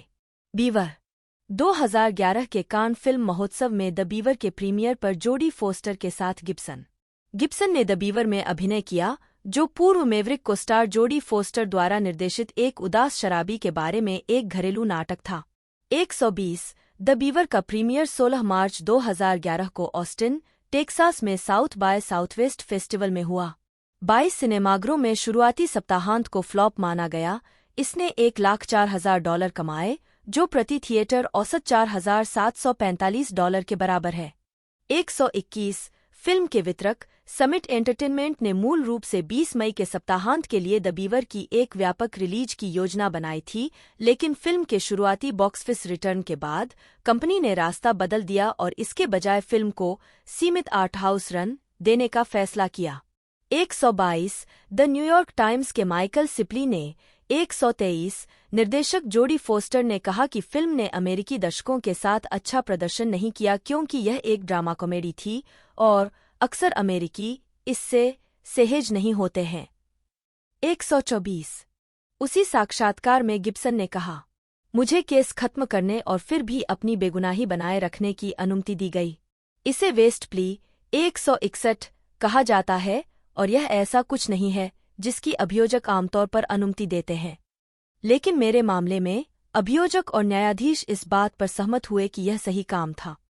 मैं इसे सालों तक लड़ सकता था और शायद यह ठीक से निकल जाता, लेकिन मैंने इसे अपने बच्चों और अपने परिवार के लिए खत्म कर दिया। यह एक ऐसा सर्कस होने वाला था। आप अपने जीवन में अन्य लोगों को इस सीवर में अनावश्यक रूप से नहीं घसीटते हैं, इसलिए मैं मार खाऊंगा और आगे बढ़ूंगा। 141 अगस्त 2011 में गिब्सन ने ग्रिगोरिएवा के साथ समझौता किया, जिसे $7,50,000, संयुक्त कानूनी हिरासत और कैलिफोर्निया के शेरमैन ओक्स में एक घर दिया गया जब तक कि उनकी बेटी लूसिया 18 साल की नहीं हो जाती।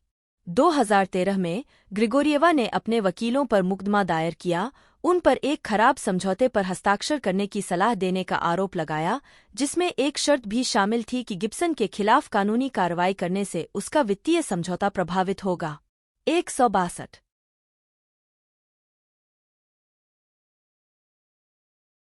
जब उनसे एक्स्ट्रा एक्लेसियाम नुल्ला सालस के कैथोलिक सिद्धांत के बारे में पूछा गया तो गिब्सन ने जवाब दिया, चर्च के बाहर के लोगों के लिए कोई मुक्ति नहीं है। मैं इस पर विश्वास करता हूँ। इसे इस तरह से कहें, मेरी पत्नी एक संत है। वह मुझसे कहीं बेहतर इंसान है। ईमानदारी से, वह एपिस्कोपेलियन चर्च ऑफ इंग्लैंड है। वह प्रार्थना करती है, वह ईश्वर में विश्वास करती है, वह यीशु को जानती है, वह उस चीज में विश्वास करती है।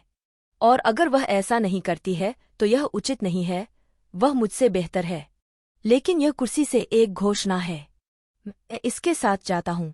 106 187 जब उनसे पूछा गया कि क्या जॉन 14:06 एक असहिष्णु स्थिति है, तो उन्होंने कहा कि यीशु के बलिदान के गुणों के माध्यम से, यहाँ तक कि जो लोग यीशु को नहीं जानते हैं वे भी बचाए जा सकते हैं, लेकिन उसके माध्यम से।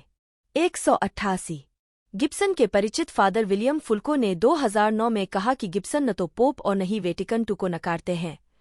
फिर भी 2021 तक गिब्सन ने church of the Holi family में भाग लिया, जो एक परंपरावादी चर्च है जिसकी स्थापना उन्होंने दक्षिणी कैलिफोर्निया में की और फंड किया।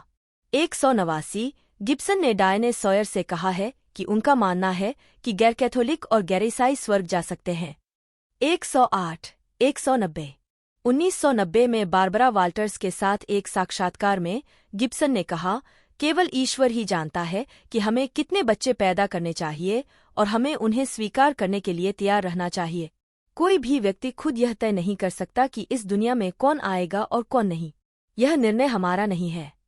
191 6 जुलाई 2024 को इतालवी परंपरावादी कैथोलिक लेखक एल्डो मारिया वल्ली द्वारा अपनी वेबसाइट पर प्रकाशित एक पत्र में गिब्सन ने हाल ही में बहिष्कृत इतालवी आर्कबिशप कार्लो मारिया विगानो के प्रति अपना पूर्ण समर्थन व्यक्त किया, जिनकी उन्होंने एक आधुनिक युग के एथनासियस के रूप में प्रशंसा की। उन्होंने कहा कि वे उनके साथ इस बात पर सहमत हैं कि वेटिकन II का पोस्ट काउंसिलर चर्च एक नकली चर्च है, और यह कि जॉर्ज बर्गोग्लियो द्वारा एक विद्वतापूर्ण कहा जाना और बहिष्कृत किया जाना सम्मान के बैज की तरह है। जब आप मानते हैं कि वह एक पूर्ण धर्मत्यागी है और आपको एक झूठी संस्था से निष्कासित करता है। उन्होंने यह भी कहा कि मैं आपके साथ हूं और मुझे उम्मीद है कि बर्गोग्लियो मुझे अपने झूठे चर्च से भी बहिष्कृत कर देंगे। 192 राजनीति जुलाई 1995 में प्लेबॉय के साथ एक साक्षात्कार में गिब्सन ने कहा कि राष्ट्रपति बिल क्लिंटन एक निम्न स्तर के अवसरवादी थे और कोई उन्हें बता रहा था कि क्या करना है। उन्होंने कहा कि रोड्स छात्रवृत्ति युवा पुरुषों और महिलाओं के लिए स्थापित की गई थी जो नई विश्व व्यवस्था के लिए प्रयास करना चाहते हैं, और यह मार्क्सवाद के लिए एक अभियान था। 193 गिब्सन ने बाद में इस तरह के षड्यंत्र के सिद्धांतों से पीछे हटते हुए कहा, यह ऐसा था, अरे हमें एक साजिश बताओ। इसलिए मैंने यह बात रखी और अचानक ऐसा लगा जैसे मैं सुसमाचार की सच्चाई बोल रहा था, इस सारी राजनीतिक बकवास का समर्थन कर रहा था जैसे कि मैं इसमें विश्वास करता हूँ। 194 उसी 1995 के प्लेबॉय साक्षात्कार में गिब्सन ने महिलाओं को पुजारी के रूप में नियुक्त करने के खिलाफ तर्क दिया। 195 2004 में उन्होंने सार्वजनिक रूप से करदातावित्त पोषित भ्रूण स्टेम सेल अनुसंधान के खिलाफ आवाज उठाई, जिसमें मानव भ्रूण की क्लोनिंग और विनाश शामिल है। 196 मार्च 2005 में उन्होंने टेरी शियावो मामले के परिणाम की निंदा की, जिसमें शियावों की मौत को राज्य द्वारा अनुमोदित हत्या के रूप में संदर्भित किया गया। 197 गिब्सन ने मार्च 2004 में इराक युद्ध पर सवाल उठाए। 198 2006 में गिब्सन ने कहा कि उनकी फिल्म एपोकैलिप्टो में दर्शाया गया भय फैलाने वाला मुझे राष्ट्रपति बुश और उनके लोगों की थोड़ी याद दिलाता है। 199 बाद में उन्होंने 2016 में कहा कि वह युद्ध विरोधी हैं, लेकिन योद्धाओं द्वारा किए गए बलिदानों की सराहना करते हैं। 200 गिब्सन ने फिल्म निर्माता माइकल मूर और उनकी डॉक्यूमेंट्री फ़ारेनहाइट 9/11 की प्रशंसा की जब उन्हें और मूर को 2005 के पीपुल्स चॉइस अवार्ड्स में सम्मानित किया गया। 201 गिब्सन के आइकन प्रोडक्शंस ने मूल रूप से मूर की फिल्म को वित्तपोषित करने पर सहमति व्यक्त की, लेकिन बाद में मीरामैक्स फिल्म्स को अधिकार बेच दिए। मूर ने कहा कि उनके एजेंट एरी इमानुएल ने दावा किया कि शीर्ष रिपब्लिकन ने गिब्सन को यह बताने के लिए बुलाया व्हाइट हाउस में और निमंत्रण मिलने की उम्मीद न करें। 202 आइकन के प्रवक्ता ने इस कहानी को खारिज करते हुए कहा, हम कभी विवाद से नहीं भागते। आपको उस कंपनी के बारे में सोचना होगा जिसने अभी-अभी the passion of the Christ को रिलीज किया है। 203 2011 में एक साक्षात्कार में गिब्सन ने कहा, राजनीति की पूरी अवधारणा यह है कि वे हमेशा आपको यह पेश करते हैं। पंक्तियों के बीच पढ़ने के लिए एक अखबार लाऊंगा। आपको उनके द्वारा निर्धारित फार्मूलों का पालन क्यों करना है और लोग उन पर बहस करते हैं और वे सभी एक बॉक्स में हैं। और आप फॉक्स को CNN पर और CNN को फॉक्स पर हमला करते देखते हैं। कभी कभी मैं समाचार का एक हिस्सा देखता हूं और यह मुझे पागलपन लगता है। मैं चुपचाप उम्मीदवारों का समर्थन करता हूं। मैं उम्मीदवारों के लिए ढोल पीटने नहीं जाता, लेकिन मैंने एक उम्मीदवार का समर्थन किया है और यह पूरी तरह से दूसरी दुनिया है।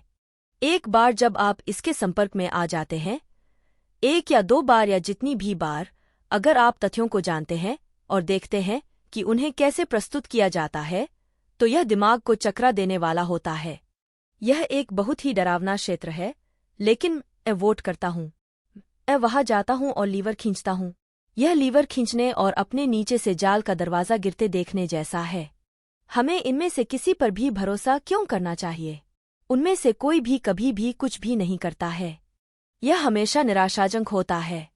141 गिब्सन ने 2016 में जॉर्ज रामोस के साथ एक साक्षात्कार में खुलासा किया कि उन्होंने 2016 के संयुक्त राज्य अमेरिका के राष्ट्रपति चुनाव में न तो डोनाल्ड ट्रंप और न ही हिलेरी क्लिंटन को वोट दिया था। 204 जुलाई 2021 में गिब्सन को UFC 264 में भाग लेने के दौरान ट्रंप को सलामी देते हुए फिल्माया गया था, जो इंटरनेट पर वायरल हो गया था। 205 206 207 रोजलिंड रॉस 2014 तक गिब्सन पूर्व चैंपियन घुड़सवार वाल्टर और लेखक रोजलिंड रॉस के साथ रिश्ते में हैं। 163 164 रॉस ने 20 जनवरी 2017 को लॉस एंजल्स में अपने बेटे और गिब्सन के नवे बच्चे लार्स जेरार्ड को जन्म दिया। 165 निवेश गिब्सन एक प्रॉपर्टी निवेशक हैं जिनके पास कैलिफोर्निया के मालिबू, कोस्टा रिका में कई स्थानों, फिजी में एक निजी द्वीप और ऑस्ट्रेलिया में कई संपत्तियां हैं। 166 167 दिसंबर 2004 में गिब्सन ने कीवा घाटी में अपना 300 एकड़ 1.2 किलोमीटर 2 ऑस्ट्रेलियाई फार्म $6 मिलियन में बेच दिया। 168 इसके अलावा दिसंबर 2004 में गिब्सन ने जापान के टोक्यो कॉरपोरेशन से फिजी में मैगो द्वीप को $15 मिलियन में खरीदा। मैगो के मूल निवासियों के वंशज, जिन्हें 1860 के दशक में विस्थापित किया गया था, ने खरीद का विरोध किया है। गिब्सन ने कहा कि उनका उद्देश्य अविकसित द्वीप के प्राचीन पर्यावरण को बनाए रखना था। 169 2005 की शुरुआत में उन्होंने अपने 45,000 एकड़ 180 किलोमीटर 2 मोंटाना खेत को एक पड़ोसी को बेच दिया। 170 अप्रैल 2007 में उन्होंने कोस्टा रिका में 400 एकड़ 1.6 किलोमीटर 2 खेत को $26 मिलियन में खरीदा और जुलाई 2007 में उन्होंने कनेक्टिकट में अपने 76 एकड़ 31 हेक्टेयर ट्यूडर एस्टेट, जिसे उन्होंने 1994 में $9 मिलियन में खरीदा था, को एक अनाम खरीदार को $40 मिलियन में बेच दिया।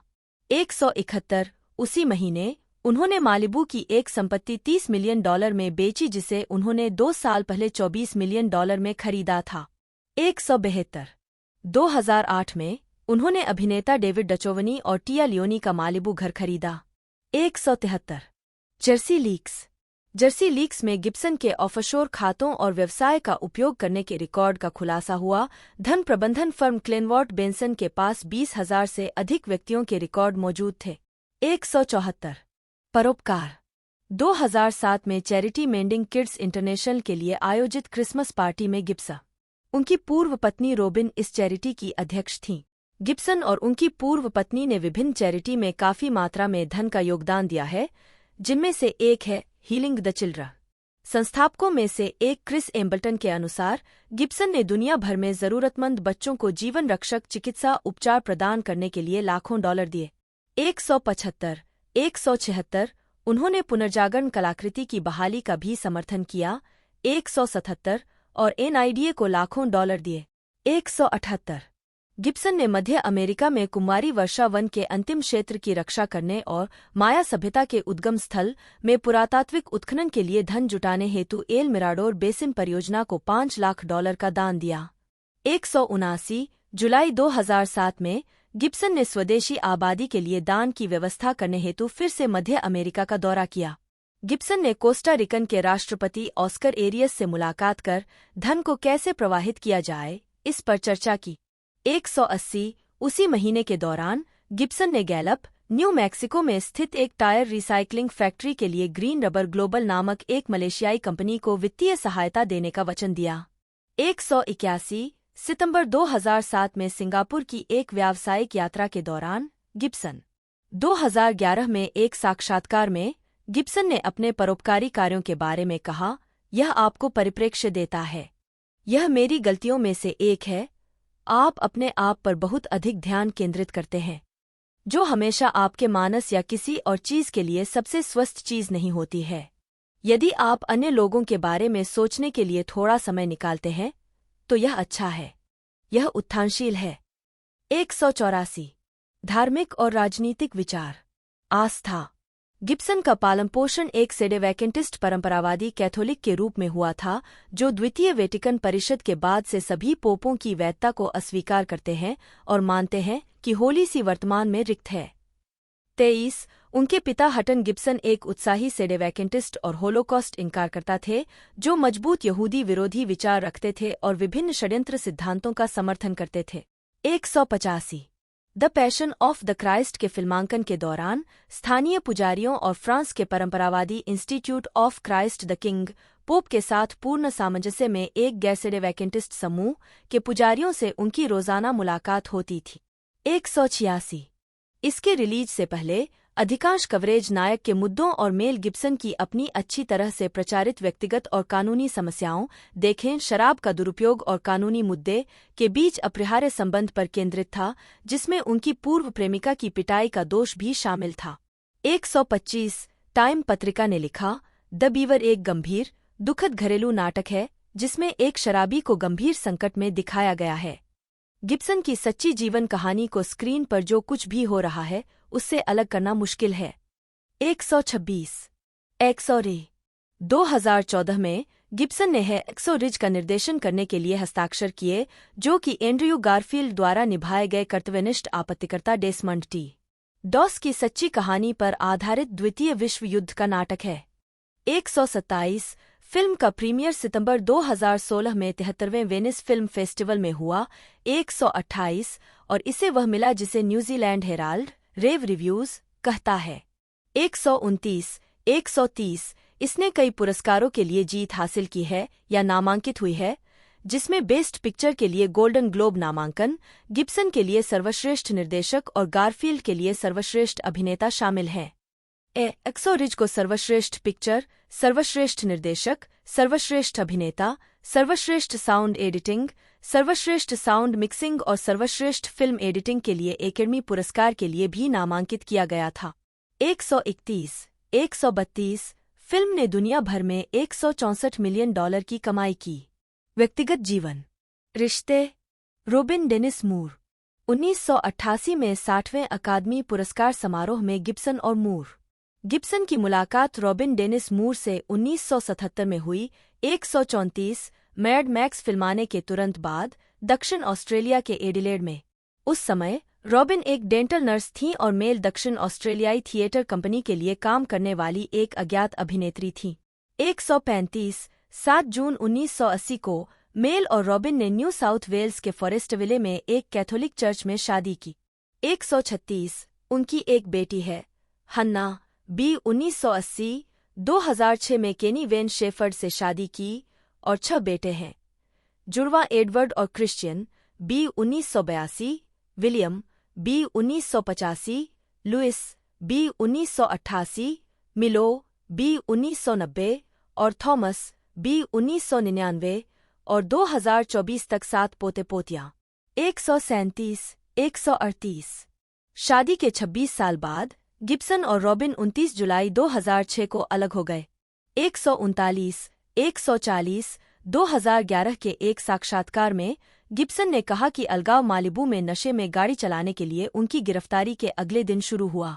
141 रॉबिन गिब्सन ने 13 अप्रैल 2009 को आपसी मतभेदों का हवाला देते हुए तलाक के लिए अर्जी दी। एक संयुक्त बयान में गिब्सन ने घोषणा की, हमारी शादी और अलगाव के दौरान हमने हमेशा अपने परिवार की गोपनीयता और अखंडता को बनाए रखने का प्रयास किया है और ऐसा करना जारी रखेंगे। 17 तलाक की अर्जी मार्च 2009 में तस्वीरों के जारी होने के बाद दी गई, जिसमें उन्हें एक समुद्र तट पर 1 साल से अपनी लिविंग गर्लफ्रेंड, रूसी गीतकार और पियानोवादक ओक्साना ग्रिगोरिएवा को गले लगाते हुए दिखाया गया था। 142 143 गिब्सन का तलाक 23 दिसंबर 2011 को अंतिम रूप से हुआ था और उनकी पूर्व पत्नी के साथ समझौता हॉलीवुड के इतिहास में सबसे अधिक $400 मिलियन से अधिक बताया गया था। 144 कथित तौर पर जोड़े के बीच कोई पूर्व समझौता नहीं था, क्योंकि कैलिफोर्निया एक सामुदायिक संपत्ति वाला राज्य है। 145 रॉबिन गिब्सन को उनके पति द्वारा उनकी शादी के दौरान अर्जित की गई हर चीज का आधा हिस्सा मिला। 144 ओक्साना ग्रिगोरिएवा 2010 में एक साक्षात्कार में ग्रिगोरिएवा ने कहा कि जब गिब्सन ने पहली बार उसे प्रपोज करना शुरू किया तो वह हैरान रह गई और उसने उसके प्रस्ताव को तभी स्वीकार किया जब उसे पता चला कि अभिनेता निर्देशक और उसकी पत्नी 18 महीने से ज्यादा समय से अलग रह रहे हैं।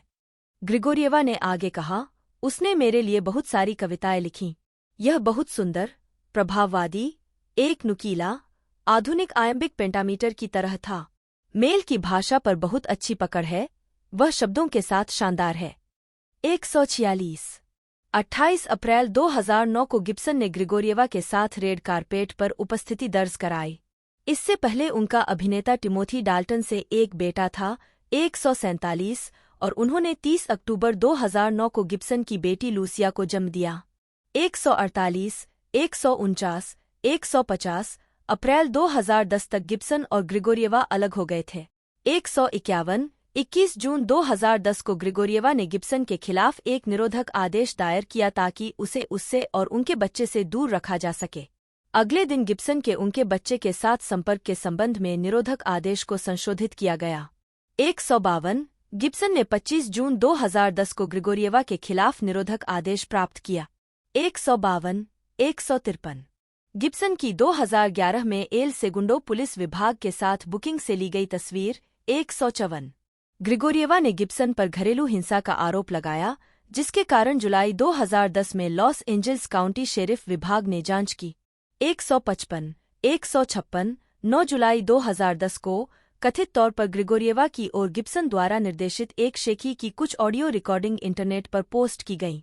157 उसी दिन गिब्सन को उनकी एजेंसी विलियम मॉरिस एंडेवर ने छोड़ दिया। 157 गिब्सन की अलग हो चुकी पत्नी रॉबिन ने अदालत में एक बयान दायर किया जिसमें कहा गया कि उसने कभी भी गिब्सन से किसी भी तरह के दुर्व्यवहार का अनुभव नहीं किया। 158 जबकि फोरेंसिक विशेषज्ञों ने कुछ टेपों की वैधता पर सवाल उठाया है, उस समय गिब्सन ने खुद इनकार नहीं किया कि वे सटीक थे। 159 मार्च 2011 में मेल गिब्सन डेडलाइन हॉलीवुड के साथ एक साक्षात्कार में गिब्सन ने अपने पुराने दोस्तों वूपी गोल्डबर्ग और जोडी फोस्टर के प्रति आभार व्यक्त किया, जिन दोनों ने उनके बचाव में सार्वजनिक रूप से बात की थी। रिकॉर्डिंग के बारे में गिब्सन ने कहा, मैंने कभी भी किसी के साथ उनके लिंग, जाति, धर्म या कामुकता के आधार पर बुरा या भेदभावपूर्ण व्यवहार नहीं किया है। हालांकि कुछ लोगों को ऐसा सोचने के लिए दोषी नहीं ठहराता, क्योंकि उन्होंने लीक हुए टेपों पर जो बकवास सुनी है उसे संपादित किया गया है। आपको यह सब एक तर्कहीन गर्मागरम चर्चा में होने के उचित संदर्भ में रखना होगा, जो टूटने की ऊंचाई पर है, वास्तव में अस्वस्थ रिश्ते से बाहर निकलने की कोशिश कर रहा है। यह समय का एक बहुत ही भयानक क्षण है, जो एक व्यक्ति से एक दिन के अंतराल में कहा गया है, और यह दर्शाता नहीं है कि मैं वास्तव में क्या मानता हूँ या मैंने अपने पूरे जीवन में लोगों के साथ कैसा व्यवहार किया है। तो दोस्तों, ये जो मूवी है 8 दिसंबर 2006 को देखने को मिली थी। 338 मिनट इसके रनिंग है। साथ ही साथ 40 मिलियन के बजट में इसे बनाया गया था, और टोटल इसका बॉक्स ऑफिस कलेक्शन तकरीबन 120.7 मिलियन आया था। तो दोस्तों, उस दौर के अंदर ये सुपर डुपर हिट रही थी, लोगों द्वारा इसे बड़ा पसंद किया गया था। बाकी आप इसे अब OTT राइट इसके बताया जाए तो आप इसे OTT प्लेटफॉर्म प्राइम वीडियो पर देख पाओगे, वहाँ पर इसे हिंदी में भी अवेलेबल कराया गया है। तो यदि आपको वीडियो अच्छी लगती है तो वीडियो को लाइक कीजिएगा। मिलते हैं अगले वीडियो में।